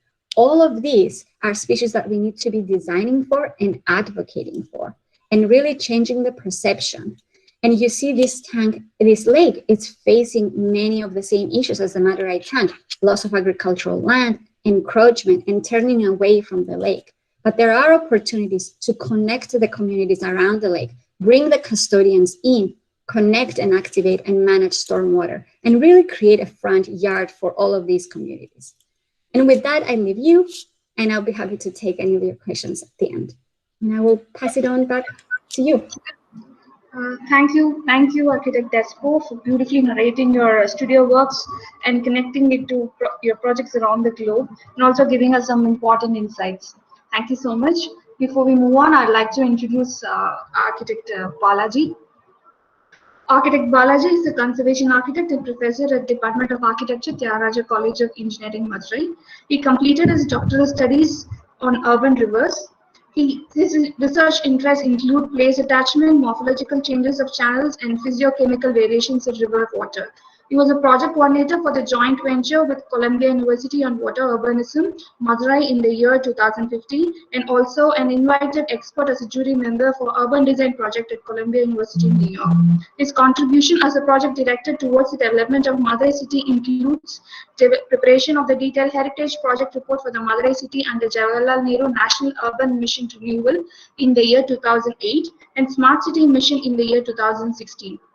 He was a technical advisory member for the restoration of the 1,000-pillar hall in Meenakshi Amman Temple in the year 2007 and currently a regional screening committee member for restoration works of heritage temples across 4 districts in the state of Tamil Nadu. Welcome, sir. Over to you. Really thanks. I really thank Isola and TC for making a platform to meet my guide and mentor, Dr. Geetha Mehta, and my friend Despo. It's been a long time to see you. I'm very happy to see you, and I also thank Isola coordinators for giving me an opportunity to present here. Now I'll just share my screen.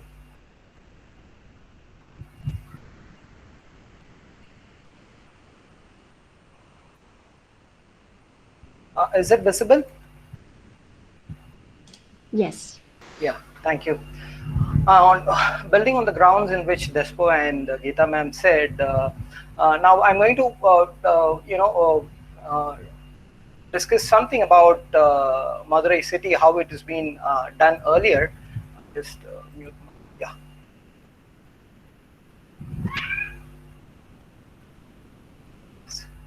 Now this topic goes like this: is the resilience of nature-based waterscapes. It talks about blue dots on urban spots, how important the blue dots are, and but just definition, waterscapes, it actually means management of water, how it has been managed, and resilience is the ability to fight, to come back from things. So I'm going to talk about these waterscapes through venturing into traditional systems. I always believe traditional system a lot of values in moral ethics towards nature than the current system. I've listed down some of the factors that affect this waterscapes in any urban fabric, right? The first one is concrete lining, as Geetha ma'am said correctly. Concrete is an alien material. I wonder how this world would be if Joseph Aspidin hasn't been invented cement. The world would have been much beautiful studs. And other factors, like I've just listed down 16 factors. All these 16 factors, it has a greater impact on any waterscapes you have it. And these are the images, I have on the right side that they're just visuals of all the headings here. Now, how I'm going to proceed is that, this main focus of our presentation is that, the process of protecting, delaying, storing, and releasing water. So it has the aspect, how do you protect it and how do you delay it before entering into the sea, or how do you store it and how do you release it at the periodical level. That's the key for any kind of development. If we are not understanding these 3 processes, then I doubt the development over there. At the regional level, we are going to focus on natural systems, soil map, groundwater, aquifer level, land use cover, and at the local level, we are going to see vacant land and ISC. ISC is impervious surface cover, inundated area, stormwater, temple tanks, wetlands. So I'm going to look all these parameters in Madurai, how it was, and the entire discussion is going to be based on river Vaigai. Okay. One thing I couldn't understand is I've asked many people, Vaigai is not the correct terminology we use here. It has to be Vaiyai. Most of the Sangam literature or any literature that talks only about Vaiyai, it is not Vaigai. I don't know how this Vaiyai changed to Vaigai. Maybe some of the technical mistake or spelling mistake did by British people. Now we are following the same as Vaigai. Now, this is at the macro level, and this is a sketch that I produced for my doctoral studies. This is a complete basin of river Vaigai at the largest level. When you wanted to do something on the waterscapes at the urban level, you should also consider this at the macro level. At the macro level, what I have done is, so this is Vaigai. The river flows like this, and this is being joined by different sub systems or sub basins. You have Maruda Nadi, Varaha Nadi, and these are the different subsystems that joins towards the river Vaigai. And here you have the Vaigai Dam. So I have compiled the area, the extent, and what is the number of tanks that is available here. See, as ma'am properly said, correctly said, that tanks are much essential element for the development of our region. Every region has its own specific characters, and that specific characters here, the tank are much vital for any river, because the entire Vaigai is based on the rainfall. It is not based on the actual we call that as in Tamil, or it is not a perennial river, it's a non-perennial river. So the moment you say non-perennial river, automatically it depends upon the rain. Now, after getting those basic sub-basin, what I have done is I have collected the geomorphology of the entire basin. See, basin is a beautiful map that was being done by water specialist people. So I went to them, I had a discussion with them, and surprisingly, this is where Madurai city is that, and this city is entirely built upon this pediment layer and buried pediment layer. See, one of the important aspects of pediment layer is it has an infiltration capacity, and it acts as a recharge from tank system. So the moment you alter this soil layer with the help of impervious surface cover or concrete or tiles or everything, the entire cycle gets disturbed.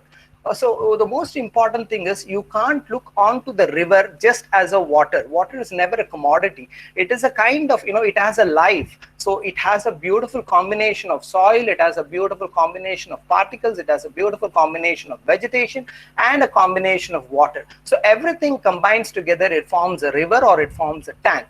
So when you can't go through this soil geomorphology of any river, then it is very difficult to have development on these kinds of situation. Next, what I've done is I went through a lot of Sangam literature. Sangam literature is a beautiful text that is available in Tamil, and of course a lot of translation have been done. And how this Sangam literature, it classifies the ecosystem.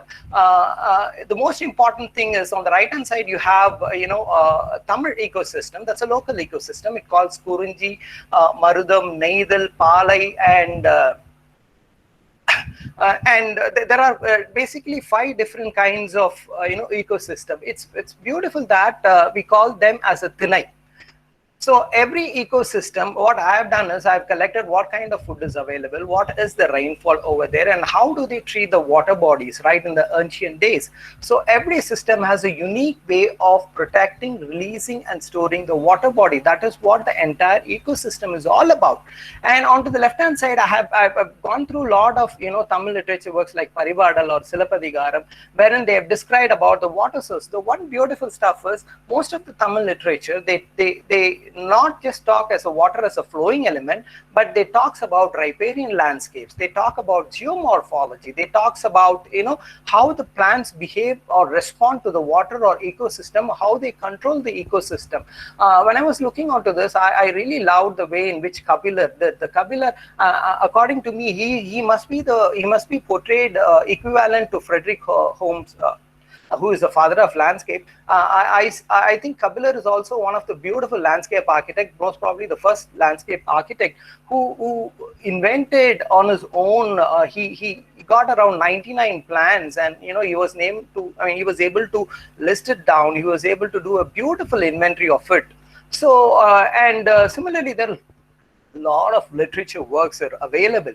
One beautiful stuff that was an outcome of this Sangam literature is that people of Madurai or people of anybody or any river, they worship a river to a greater extent. Just imagine when you have floods, unlike in Kaveri, when you have floods, people don't even enter into that particular Kaveri zone. Whereas in Vaigai, if you have floods, all the people, they voluntarily go into that particular river because they know this flood is always a soft one. It is not a hard flood. And, they take horses, it's a kind of a parade that goes towards it. That is what Sangam literature talks about it. So by by decoding Sangam literature, I was able to, kind of describe how the riparian landscape was there. And this is a beautiful satellite image that talks about, down south topography, how it is. Here you can see a lot of small blue dots. They are nothing but they are actually tanks. These tanks are either constructed or they are natural shallow depressions. They were highly used for irrigation purpose, for drinking purposes. On to the right hand side, I have a kind of an image that talks about waxing and waning of moon. Here, the 8th day of waxing or waning, this is the best shape or morphology for tanks. That is what Sangam literature says about it. So when any tank is on this shape, that has a beautiful geometry of it, the more circumference line and the more depth of it.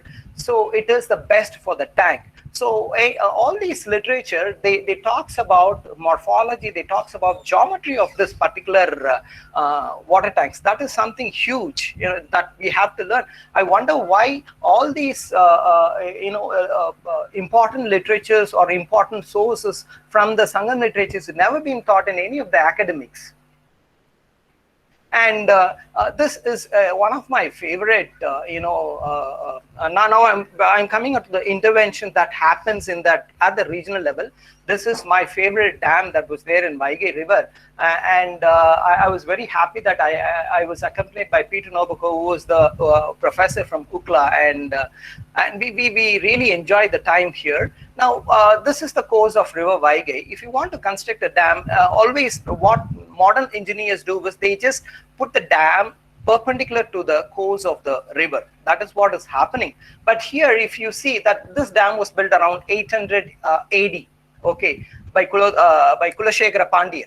Now, this dam was, it was a kind of, parallel to the water course. You have the height of the dam is hardly, 1 or 2 feet from the water level. And you see that it goes like this. And this is the allowing point of water. So all the waters are stored here and it has been moved like this. So what it does, it also makes the sediments to go into the river. One important thing about here is that, see, for a perennial river, you may have a lot of resources or a lot of strength. But for the non-perennial river, the only strength of the non-perennial river is the silt or the sand. If you remove the silt or a sand from a non-perennial river, then the river automatically dies. This is the image of that particular Kulashekara Pandyan. So whenever hydraulic engineer or any people come from foreign, I used to take them here. Then I take them to Meenakshi Amman temple, because this has a lot of beauty and other stuff. Look at the way how they release the silt back to the river. That is something very beautiful, and they were able to predict this at 800 AD. It shows much superior knowledge about this water bodies. And of course, this map is available in the net. This is the regional scale map of Madurai city. You have a lot of tanks, and this is the famous Vandiur tank. Now look onto the shape of the tank. It is almost in the shape of a crescent moon. So that's the most stuff. And what I did is I just traced down this map. Now these are the beautiful water tanks, and these are the connecting channels.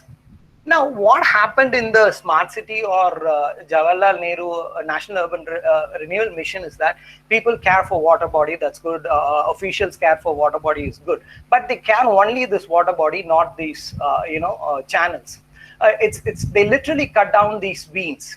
I think Dr. Badri is here. You know how important veins are articulate system for an organ. If you cut down the veins, automatically the organ fails. So people, they never cared about these veins. They completely concretized, and they can also, what they have done is they have made this channel. The most beautiful thing is the meandering of this channel.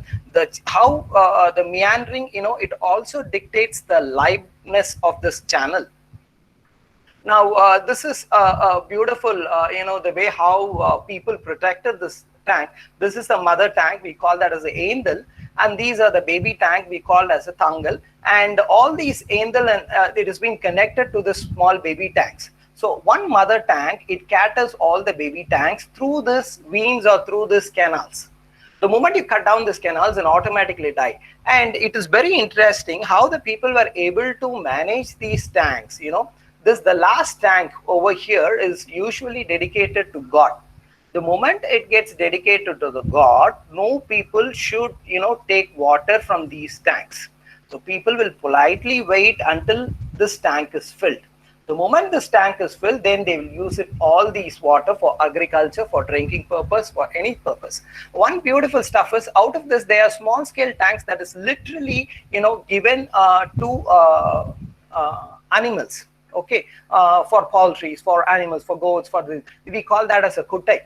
And remaining tanks is given for agricultural purpose. There are some tanks for bathing purpose. There are some tanks that is dedicated to God. You are not supposed to touch that. So we have done all these things, and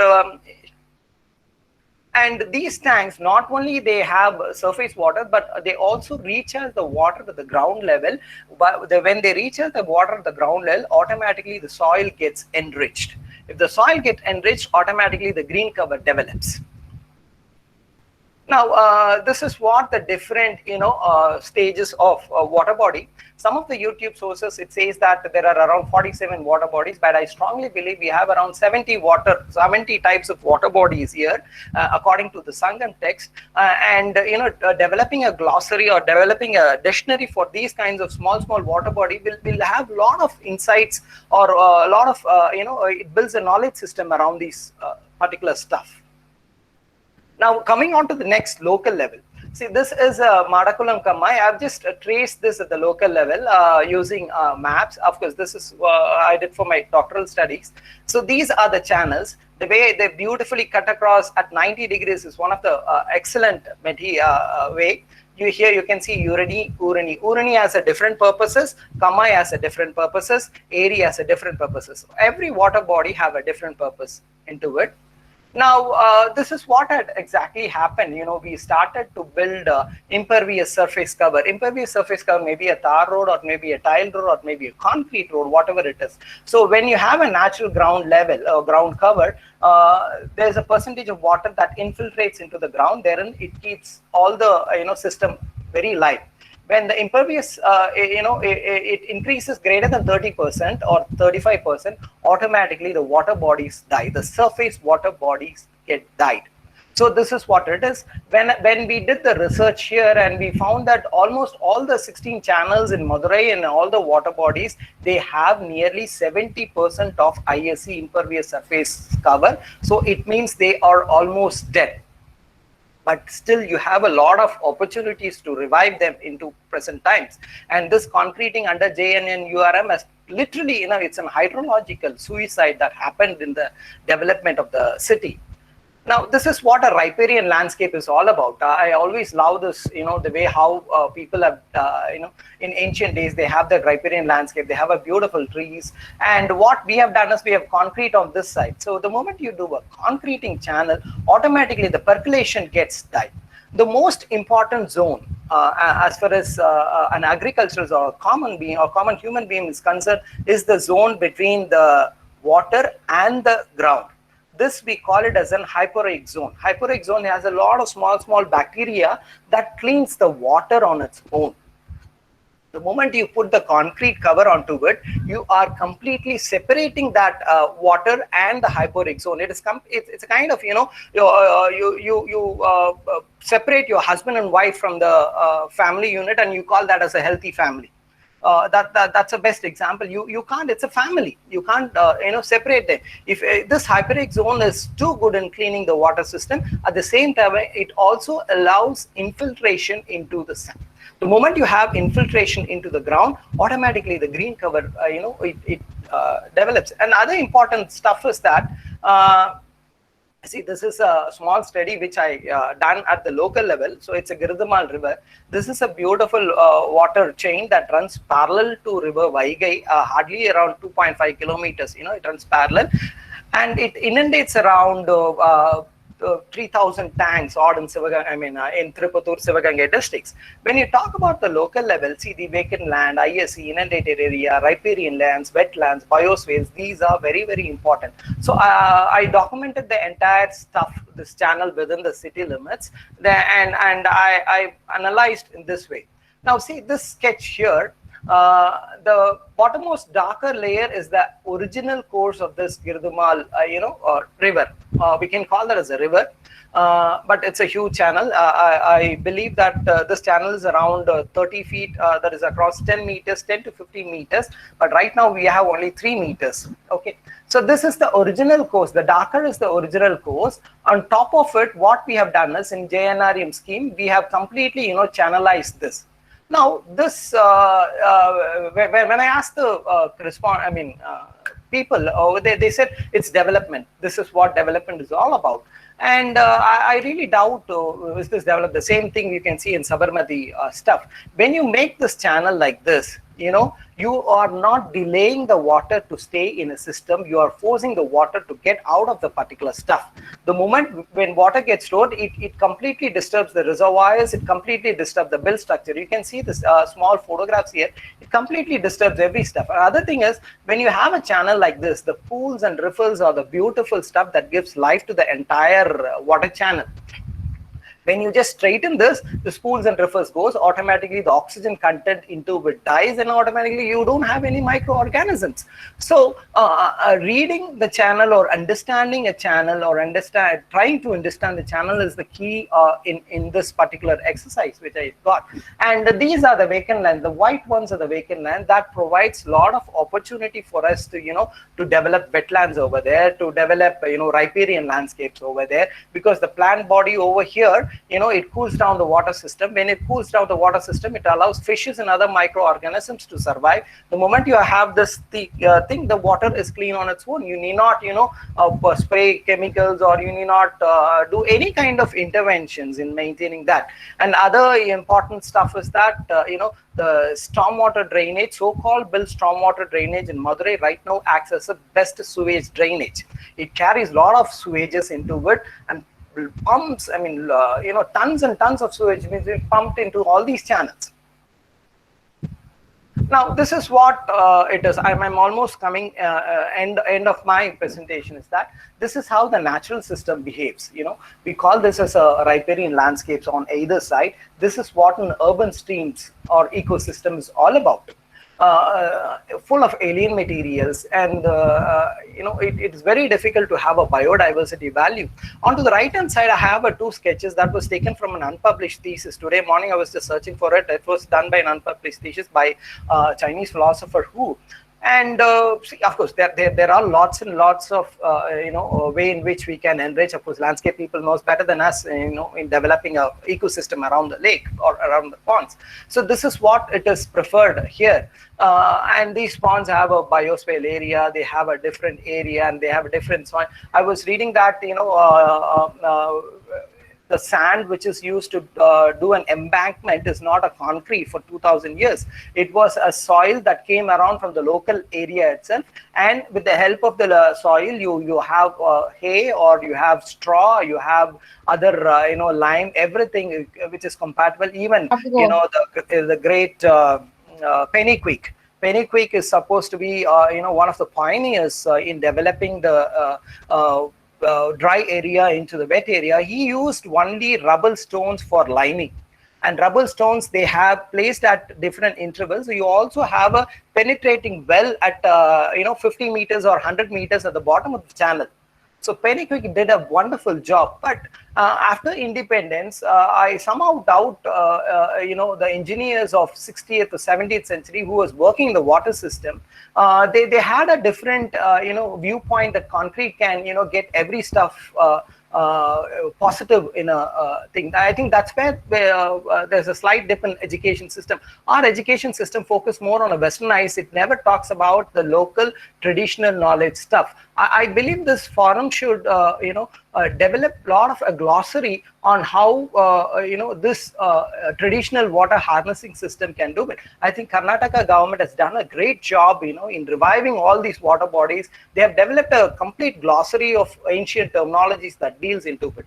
Now, when we come to the individual urban area, like in Madurai city, we don't have that much of open space. Madurai city, within the four streets, have just less than 0.8% to 1.4% of open space. When you have a tree like this, you can have a lot of soils, and you can have a different variety of landscape that really absorbs water, that stores water for a greater duration, that also releases water at a periodical intervals. So these are the possible level of interventions that can be dealt in this area.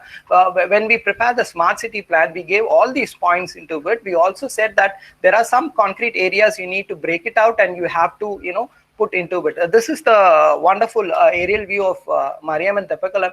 This is the first time in my for the past 40 years, I'm seeing water has been filled for nearly 3 months. That is because of a natural hydraulic system that was being done by interventions into the river Vaigai. And they've made a small check dam. They've collected water. They have released the water through a gradual system. So that is something which they have done it. Now you see there's a huge river Vaigai, and this is a huge water tank. So these temple tanks, not only here, in all the urban areas in Tamil Nadu, they have, throughout India, they have a temple tanks. Temple tanks is not just a scenic, point, but it has every stuff into it. It has a lot of functional value, and decoding the functional value, presenting it to the crowd is the most important stuff. Now, this is the final slide in my thing, because I don't want to take that much of time. See, this is a beautiful, conceptual sketch that was done by Chennai Smart City Report. I really like in which they are proposing this particular system. The same thing was attempted in 2016 by Columbia University, as it was an exercise by TC and Columbia University. They also brought down, this is what Despo also told about, when do you tank about it. So we developed a lot of wetlands around existing tank system. So I think the officials or the common people must understand this landscape is not just a visual or a scenic element. Yesterday, when I was listening to the question and answer session, I was very happy that most of the landscape architects, they talk about the native species. That is something beautiful. When we are able to bring back the native species, when we are able to create a lot of wetlands, when we are able to create a lot of loopholes or recharge of groundwater thing, automatically the development happens in terms of it. Otherwise, in urbanization, everything is taken for granted. When you have big plazas, or when you have big concrete or a tiled area, or any stuff, mega size, we call that as a development. So I think that is not so, because just imagine, we have been living with nature for nearly 2000 years. This city has never seen any kind of major disturbances. But only in the last 100 years or 200 years, there's a lot of disturbances in the natural system. Because of these disturbances, and automatically these kinds of green areas have been commercialized, or they've been given price tag. When you go to the city, Chennai city, I see huge advertisement boards. They say it's a beautiful landscape area, the square feet is XYZ. But when you travel across the village is full of green areas. So it's a kind of, how do you visualize this particular system? If the cities wanted to be sustained, or if you want to have a development, just develop these kinds of green pockets, just develop these kinds of blue pockets, because we have a very less percentage of open spaces, and these open spaces have to be taken care in a proper manner for the entire city to sustain. Okay, I think with this I would like to stop here, and I would like to hand over the session to the Isola coordinator Ayyappan, and we are very eager to have questions and other stuff from the local people, if anything is there. Thank you. Thank you, Balaji sir. That was a splendid presentation, and thank you for giving us some mind-blowing information and sharing your research and wisdom with us. Thank you, sir. We will now have a small video presentation by our sponsors, Daylight and Person Patents. Sir, can you stop sharing your screen, sir? I request all the participants to post your question in the chat box. The presentation will be for another few minutes.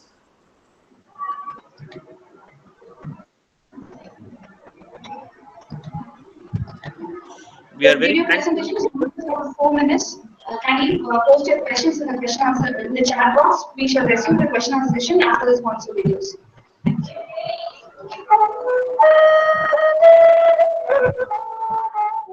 It's great, it's amazing. I just saw the lights on the bridge, they're really nice.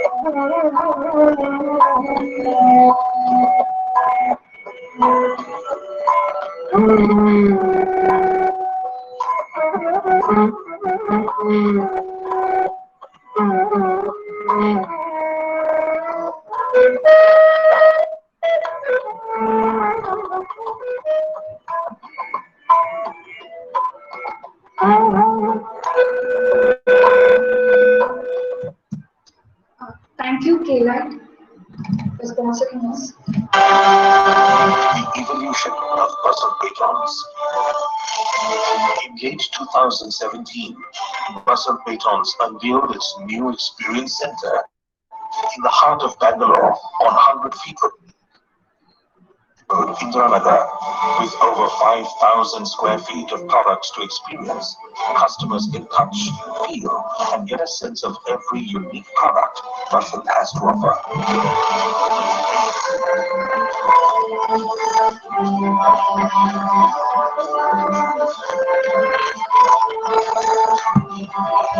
Today, Bustle Patrons offers value no other company can claim to provide. On-time project completion, large-scale outputs, a diversified range of products, pre- and post-sale support, and the highest quality concrete products consistently delivered. With 9 machines and over 50 different products, come see how Bustle can add value to your project.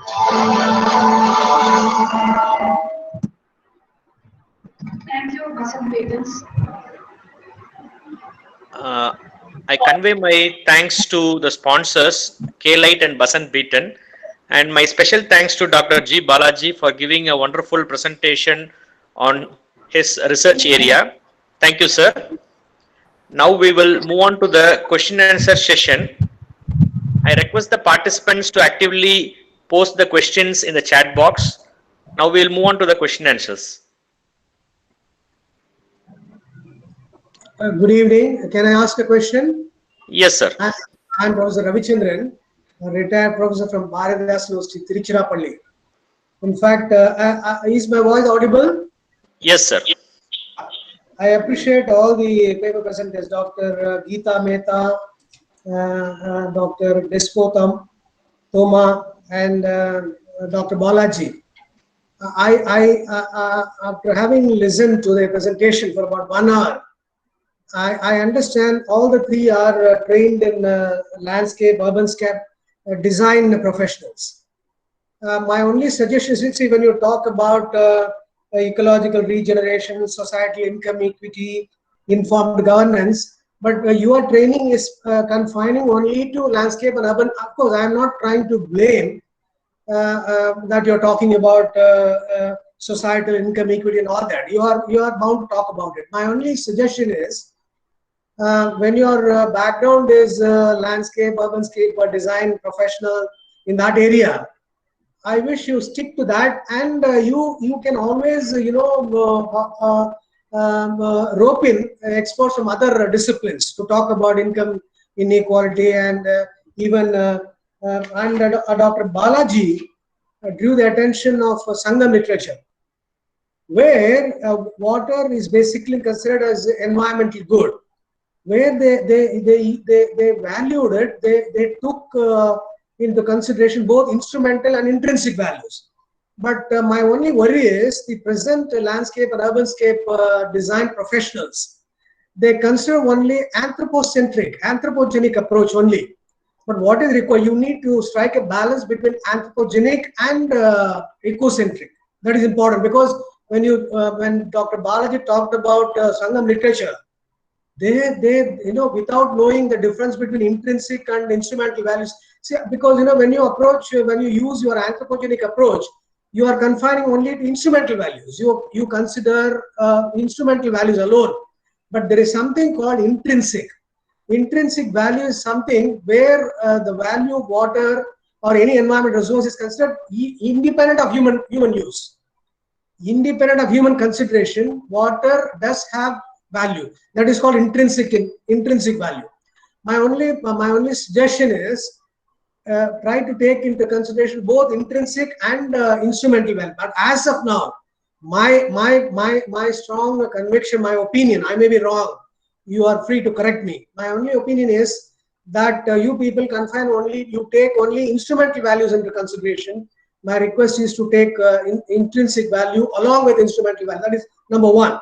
Number two, because climate change is a reality. Even Despo Thoma also pointed about climate change. And Chennai faced in 2015, entire city was flooded in 2015. It is even your landscape, urbanscape design engineers could not help, because climate change, it is all due to rainfall. The average rainfall of India is 88 centimeters or 110 centimeters per annum. But imagine Chennai received 90 centimeters in 1 or 2 days, where landscape, urban scape experts like you, Balaji and Dr. Balaji and Despo Thoma and Geetha, Professor Geetha Mehta, should come to our help. You need to plan in such a way that storm water should not affect. In the sense, it's not something which you can do it overnight, but you need to plan it in such a manner by taking both anthropogenic and ecocentric. Both are essential. But that was a glory that even Sangam literature also, emphasized on that, without knowing the distinction between anthropocentric and ecocentric, without knowing the distinction of instrumental and intrinsic value and all that, they had, upheld those values, and they were able to protect, and they were able to, give whatever respect that was due for our environmental good, namely water resource. But I'm only appreciating all the paper presenters. It was really, very informative. I congratulate all the paper presenters, and I'm not asking any question. I'm only giving my observation.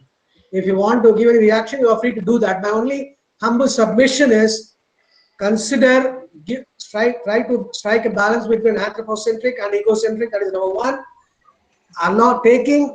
You are considering only instrumental values. Along with it, take intrinsic value also into consideration when you do your urban landscape and all that. And finally, when you're talking about landscape, urbanscape, you try to confine yourself, your expertise to your field.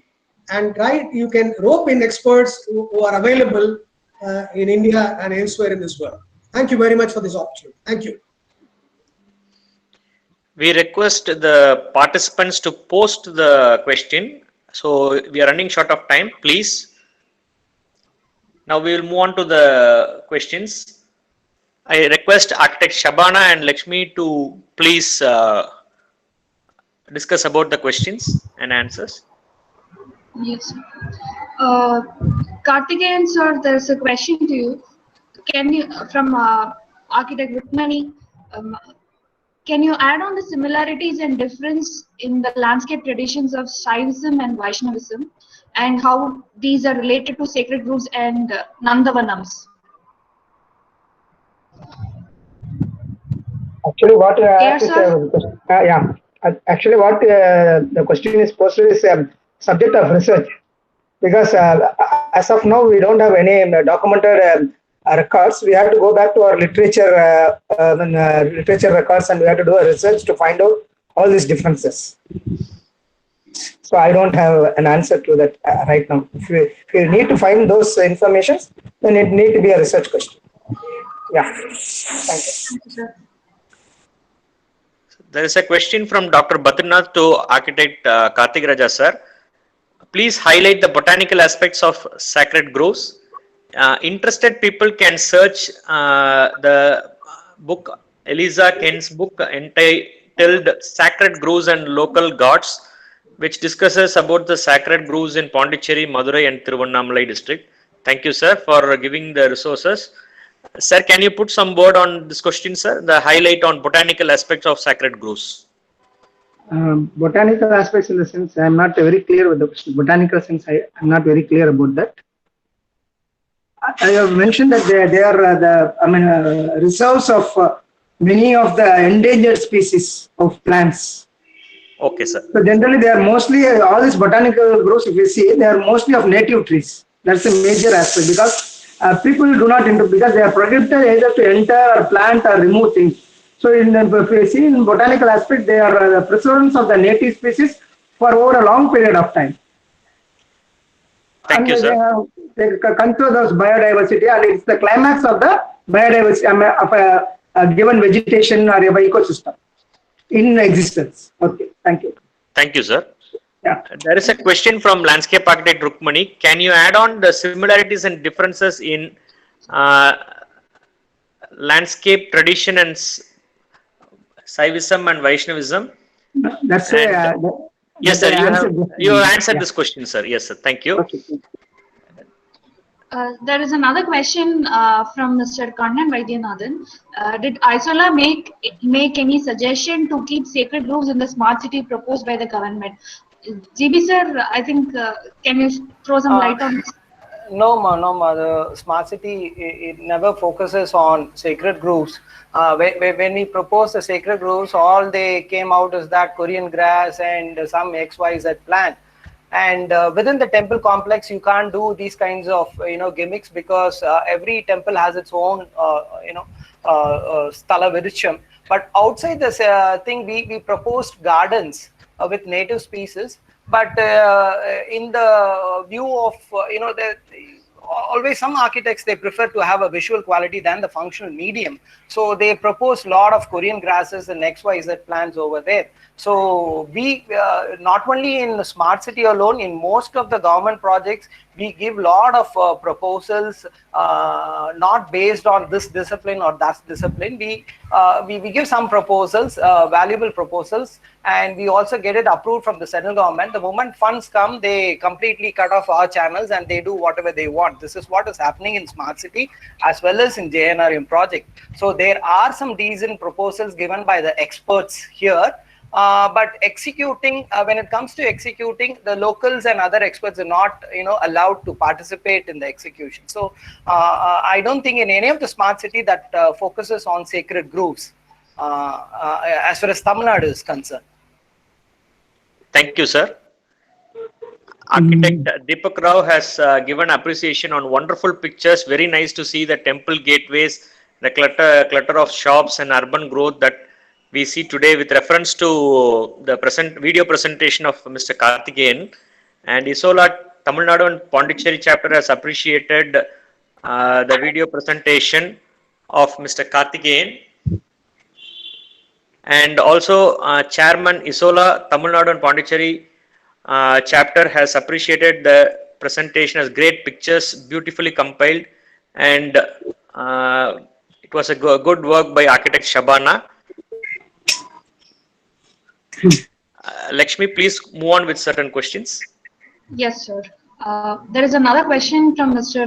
Kannan Vaidyanathan. This question is to Geetha ma'am. Please mention the name of the app you have mentioned in the talk. Ma'am?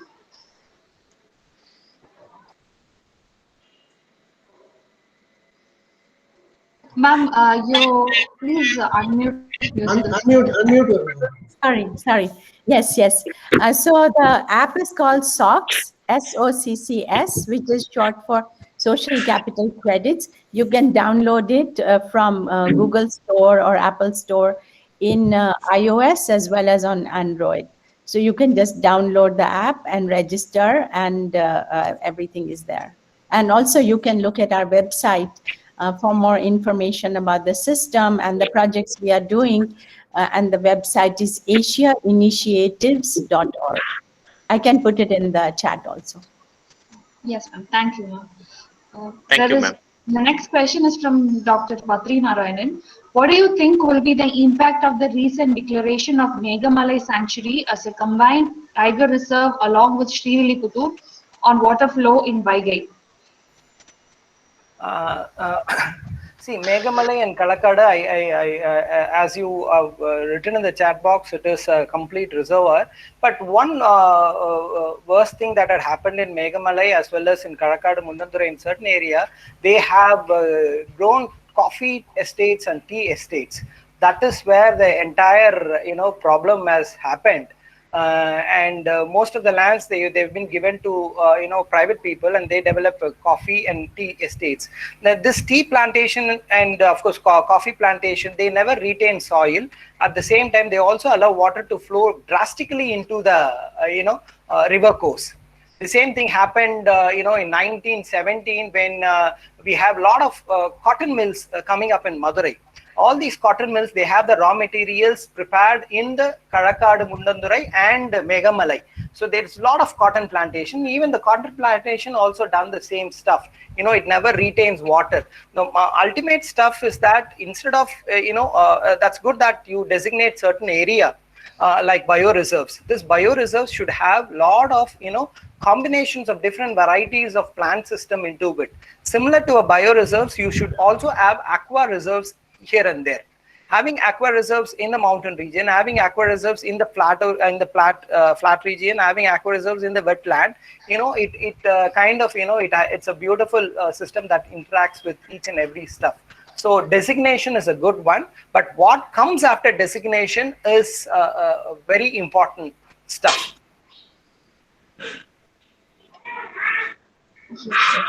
Thank you, sir. Thank you, Jiggy, sir. Architect Balaji has requested you to suggest a book source workshop where he can participate in knowing the indigenous vernacular knowledge of a great tradition with respect to waterways and water bodies. Yes, Balaji Singaram, I will post you some of the informations available with me. But I would suggest that if you have any water system or river next to your thing, have a walk right from its top to the end. I had a beautiful experience along with the civil engineers to walk right from the origin of River Vaigai till it reaches the sea. That was around 243 kilometers. We had it at each and every month. That was a beautiful way, you learn a lot of stuff from the local people, local chotus, local boys have a lot of informations than us. It's really amazing. An agriculturalist knows better than any of the so-called professionals in this modern era, because in modern system, we look onto the disciplines. That was in 80s and 90s.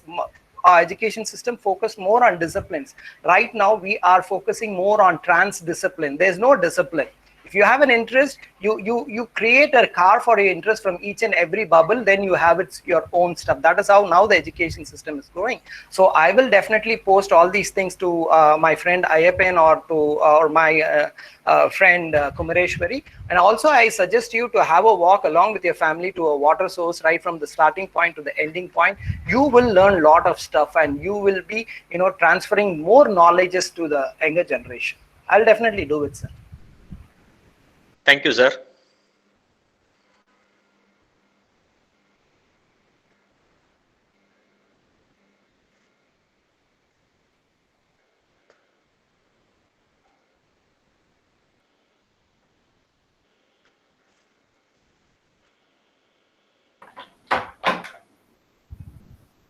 Ayappan?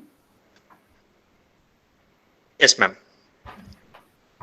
So I request our chairman to give his vision about the overall presentation. I call upon architect Ravikumar sir to give few words. Good evening, Sandana Ayappan. Good evening, everybody. Good evening, thank sir. you, Madurai team, for a wonderful session with so much of learning and discussion happening here. Thank you, Dr. Geetha ma'am. It is a pleasure to see you once again here in our forum, and it was a lot of nice takeaways from your presentation. Of course, as you mentioned, I think we landscape architects and urban designers should work on a larger scale. We really agree with that.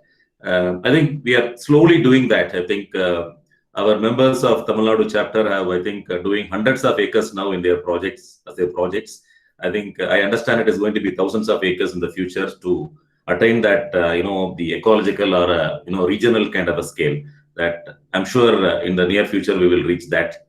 And also, thank you for that ESG. That was a great takeaway. I think it makes a lot of sense actually. Otherwise, just one layer will not work. I think these 3 layers together will work wonders like that. And I thank. I mean, first time I'm watching the presentation from architect Despo. It was a very nice presentation, and I really like the concept of think tank. That was very nice. It hits you on your mind, and sort of very nice presentation, Despo. Thank you so much. And thank you, Dr. Balaji. It was a very, very, down-to-earth, informative presentation on that. And thank you for introducing the first landscape architect from Tamil Nadu, Kapila. So it was very nice having that. I just want to have a discussion with you. I think we just discussed a bit about it, but maybe a little elaborate discussion on that. One professor from Trichy also pointed out that we should keep with our disciplines. I don't agree with that. I think every person should deal and learn about all the systems together. That will only work as an integrated system. Individual system may not work. But I think most of us, especially students and professionals, all of us, including researchers, are doing the study part of it, research part of it in a very collaborative way, nice way. As Dr. Balaji pointed out, only during execution it becomes little dissected. For example, in a streetscape, we designed as a streetscape with everything together, but the electricity department does it in one way, water supply does it one way, so just won't be like that. So I want to share with, or I want to request Dr. Balaji to share what is happening with the smart development. We all believe and think that smart development is a integrated development for the urban cities. What is your opinion, Doctor? I don't think smart city proposals are really smart enough, because smartness comes from the integration of minds. That is the first step which you have to do it. So when you want to have a proposal, you try to integrate what does a landscape architect think, what does an urban designer think, what does a conservation, it's a collective of informations from different things. Then you sit across the table, then you try to integrate into your mind, and you see how it develops. So that is what the smart city is all about. But I don't know where it gets a different way or road. Smart city is about hugeness or bulgeness or XYZ. But actually, I think we're all becoming a kind of an illiterate resource people. Okay, we don't know about natural resource, and we are always, you know, illiterate about ourselves. So we are completely, you know, illiterate on certain natural systems. So first and foremost thing is learn about the soil, learn about the plants, learn about the people, their social system, their cultural system. Then you try to integrate. That is what actual smartness is all about. That is what we proposed it. But they have their own agenda, you know, like what had happened in Sabarmati Ashram. It's a beautiful design, I believe, but out of the context. Right. So that is what is there, sir. Yes, ma'am, please. Unmute your mic, ma'am. Ma'am, mic.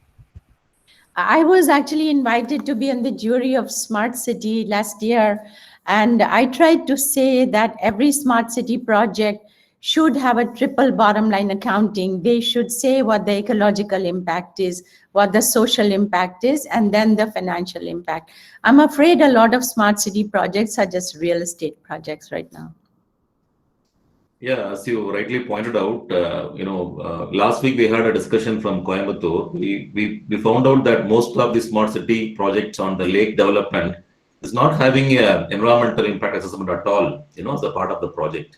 So there was a speaker who talked about the bird system, birds' life on the, you know, lakes and all that. He was saying that they have not done it at all, you know. So it was very surprising that a large smart city development system for the entire city of Coimbatore has not done that. It was very surprising. Yeah, I think it was a very interesting discussion on especially Madurai systems. It was a wholesome education for all of us. Thank you, speakers, three of you. Thank you, Karthikeyan also, for his Sacred Groves concept. Any other discussion? Any other questions or discussion point from other members, please?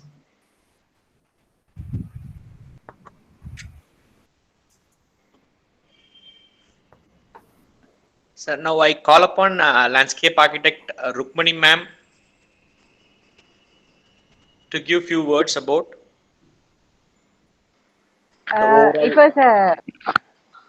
It was a good presentation, Ayyappa. I had already asked a question to Karthikeyan Raja, so I just want to say that it was a good presentation. So thank you all the presenters. Thank you, ma'am. And special thanks to Dr. Badri Narayanan, who was an excellent speaker yesterday, and he was a very active participant today also. Hope he is there in that. So thanks to you, sir. We have many of us have revisited the Sendura Puve song, I think twice or thrice today. I think it was a good reference to it. And as you point out in the chat box, I think see, for example, if a client is well informed about the natural systems, our ancient wisdom, our job is actually becomes very easier to convince them. So I think if all of us, the citizens of all the people in the city, are knowing about these natural systems and all that, our project will be better at least implemented in a way, because a lot of things depends upon the client's way of looking at things. Like Dr. Balaji was saying that the people who are executing have different agenda. I think all this education, learning systems, and a common platform, I think that helps a lot. That's what I believe. Thank you so much for all of you for a wonderful session here. Now I call upon architect Deepak, who is our technical guru of this particular session. Architect Deepak. Yes, Ayyappa. Thank you so much for having me here, and it's a pleasure meeting all of you again. Dr. Geetha ma'am, I don't know if you remember when we did the Waterscapes. It was amazing to hear you again. As usual, eye-opener. I mean, words fail me in the kind of sensitizing that you are doing, and unfortunately, we're not able to implement it in the setup that we are in right now in terms of the governance and all that. And Architect Despo, your study, your methodological approach, and I mean, it's very nice to see that though you're not from here, you've taken such a sensitive approach to it. So I think that is something that we need to learn from you and take away from you. Definitely, we will try to put that in. And Dr. Balaji, I mean, I was writing in the chat all the while. Totally, definitely an eye-opener.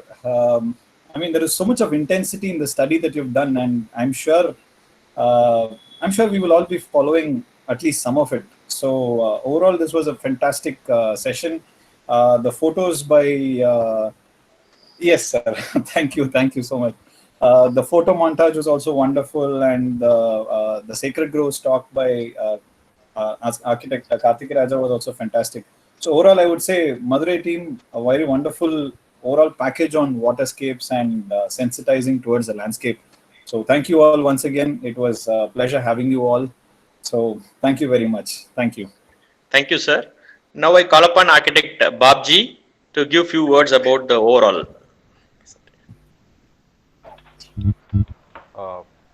Good evening to one and all. It was great actually having this whole presentation witness from starting to end. I was like flabbergasted when I heard Dr. Balaji's session, because I was always intrigued with this. I always knew like our Tamil tradition was much more fantabulous, but when I knew about this Kulasekara Pandian Dam, I was like really mind blowing. I mean, that was brilliant engineering. I mean, I really don't. I knew about this crescent-shaped water feature which we have dug up, and I have even heard about the stories about Tamil literature talking about the crescent-shaped water bodies. But this dam thing was like really mind-blowing, which was out of the box. And I think like sacred rules, I was actually reading through some Sarpakavu and Nagabanas, which were like, in Kannada, and the Sarpatullal of Kerala, and all these festivities. So I think there was a much more deeper insight when I heard Karthikeyan Raja sir's session. And actually, I was like casting this entire session on TV so that I can show it to my family, what were the Andrum Indrum of Madurai. And they were like literally surprised to see, 1910 photograph and 2010 photograph, which was much more like, fantastic. So these were the things which I really enjoyed. And really, architect Despo's presentation was like so crystal clear and so like it was done as if like it was so easily done, but I know how much of mind mapping is done, how much of hard work has gone behind it. And I really enjoyed the whole session. I mean, nothing to be said about Dr. Geetha ma'am's. As usual, we have seen the initial webinars also. So the overall package was really great. I think Madurai team has really rocked it out. So thanks to everyone in Isola, and thanks to all the presenters. Thank you, sir. Now I call upon our next guru, landscape architect Kumareshwari madam.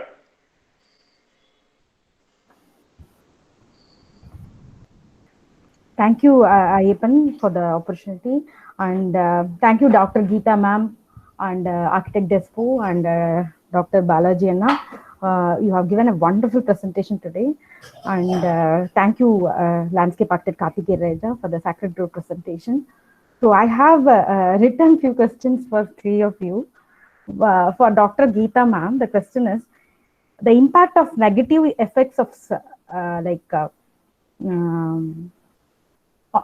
which in the civilization on the imbalance in the nature, the reduction of the level of environmental sustainability and biodiversity ecosystems, increase in the risk in the future. Do throw some views on it, how to create outlays to protect the Earth's biosphere and climate within our scopes. Yes. So as I said in my presentation, we should never waste a crisis, right? COVID is a crisis. We should shake everyone up and say that you really need to be thinking in a more holistic way about the social, ecological, and financial. And unfortunately, right now, so much of our projects are being driven just by financial considerations. And I think we as professionals and everybody else who's listening, we really have to demand that every project meet the ecological bottom line and contribute, because we have to accept that we've done so much damage to our environment. Our ancestors had taken care of the Madurai tanks and ponds for generations, and we just let it die. So I think we are really quite responsible, and we have to now make up for that and go forward to reduce the risks. So the risks really are to the environment and what we are doing to our people. It's in India particularly, I think we are very cruel to other people. So, so I think that in a holistic way. So basically I say every project should show the ecological, social, and then economic bottom line. Despo, do you want to add to that? Just one thing to say is that maybe we can't quantify the monetary gains by saving our ecology, but definitely in the long term, if we have a healthy ecosystem, we will gain back so much more than if we gain now, fast money from real estate development. So even though we cannot put a number to it, it's definitely going to be a really big benefit in the future for our generation. So yeah, agreed. Thank you, Dr. Geetha ma'am and Architect Despo. The question for you is like, what are the different watershed management strategies you brought in at the end from your studio as a student? Since a lot of students are in the participant list, I just want to encourage them by your answer. So what are the different water management strategies? So I think each place has taught us different things. And I think what Madurai has taught all of us is that no one strategy functions alone. It's all part of a system. It's all part of a larger scale. And back to what Professor Geetha was saying, never is one project in isolation. There's always impact to the larger system. There's always outside forces that are bigger and bigger from what one project might show. So as designers, we have to do our due diligence to understand how the larger water system is impacting our site and how can our site can be of use and of benefit to that larger system, or act as a paradigm for more and more projects to happen. So for example, issues of capturing, retaining, and reusing rainwater on a project scale, let's say at the scale of the tank,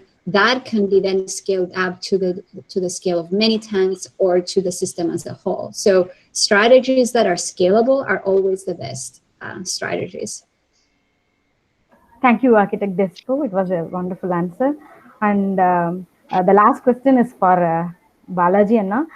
Very proud to see your presentation today. After 20 years, actually, I'm looking at you at the screen. Thank you so much, Anna.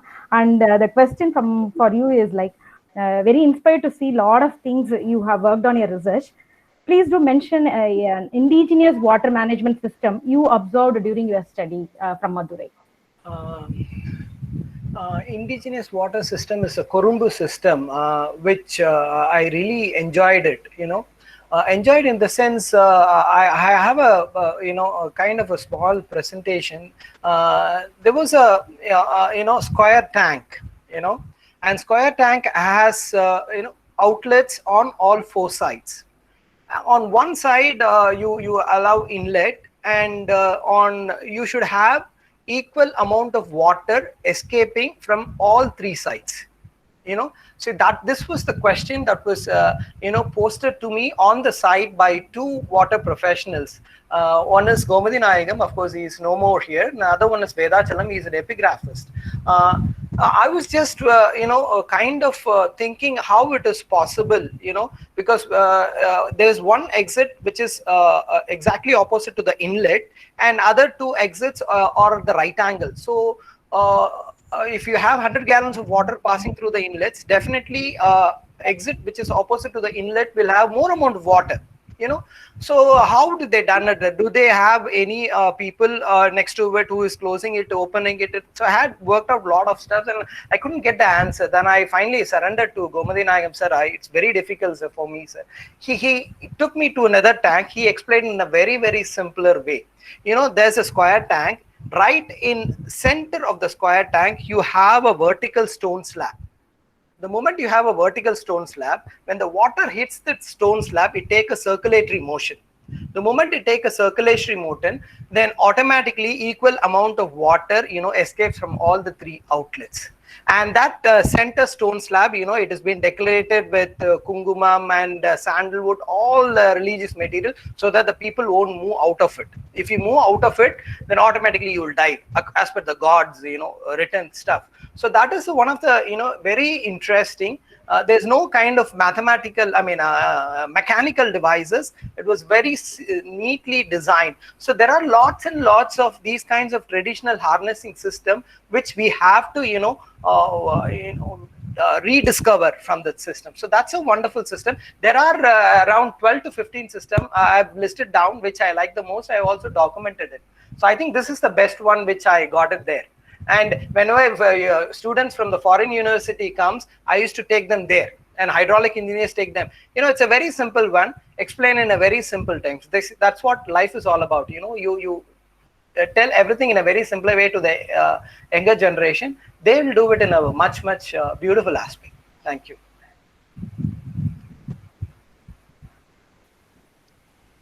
Thank you, sir. Now we have come to the final concluded part of the session. So I am here as a regional coordinator. I want to thank many of the people. Let me start with, I convey my thanks to Architect Ravi Kumar, the chairman of Isola, Tamil Nadu and Pondicherry chapter. And I thank Landscape Architect Rukmani ma'am, Landscape Architect Kumareshwari ma'am, Landscape Architect Deepak, Landscape Architect Babji, Landscape Architect Parisuttarajan sir for their guidance and support throughout the process in structuring this particular event. And I thank all the senior landscape architects and my teachers who guided me to make this event a grand success. Now, a special thanks to all the speakers and resource persons. So I thank Architect Ganapati sir and Mrs. Chitra Ganapati ma'am, who were the resource persons in the month of March. And I thank Dr. Ilanjaliyan, who was the resource person in storytelling event in the month of March. And we did an outdoor sketching event where 25 participants from various schools of architecture joined, and they have done a wonderful work, which will be shared shortly in the next event, either in Trichy or Chennai. And we are going to do a installation in Madurai in remembrance of this particular celebration with a wall art in a pocket park in Madurai, with a wall mural with the theme of cultural spaces of Madurai. And I thank exclusively Mr. Vinod Kumar, the artist in Tyagaraja College of Engineering, who was very instrumental in doing this work. Now I thank upon the speakers in the month of April, Dr. Jinu Loshita Kichle, Dr. Badri Narayanan Tyagarajan, Architect S. Karthikeyan, the graphic artist Karthikeyan, and I thank the international speakers, Dr. Geetha Mehta and Dr. Architect Despo, for their wonderful presentation and guidance. And I exclusively thank Dr. G. Balaji, who is our senior and a guru in Madurai. And I thank all the speakers of this particular celebration. And it is high time to thank the World Landscape Architecture Month Madurai team, especially Architect Lakshmi, Architect Shabana, Architect Gauri, Architect Aditi, and Architect Ninita, who have done a wonderful job during the process and execution of this particular celebration, under the guidance of Architect Ravi Kumar sir, Rukmani ma'am, Kumareshwari ma'am, and Deepak sir. And I am very thankful to Tyagaraja College of Engineering and the management and all the professors and the resource persons from Tyagaraja College of Engineering, Madurai, and also the student participants from various schools of architecture and schools in Madurai. So not but not the least, I am here to thank my family members who have supported me for the past 2-3 months, and finally the God who made the event a grand success. Once again, thank you all. A great thanks to all the speakers and participants. Thank you all to make this event a grand success. Thank you all.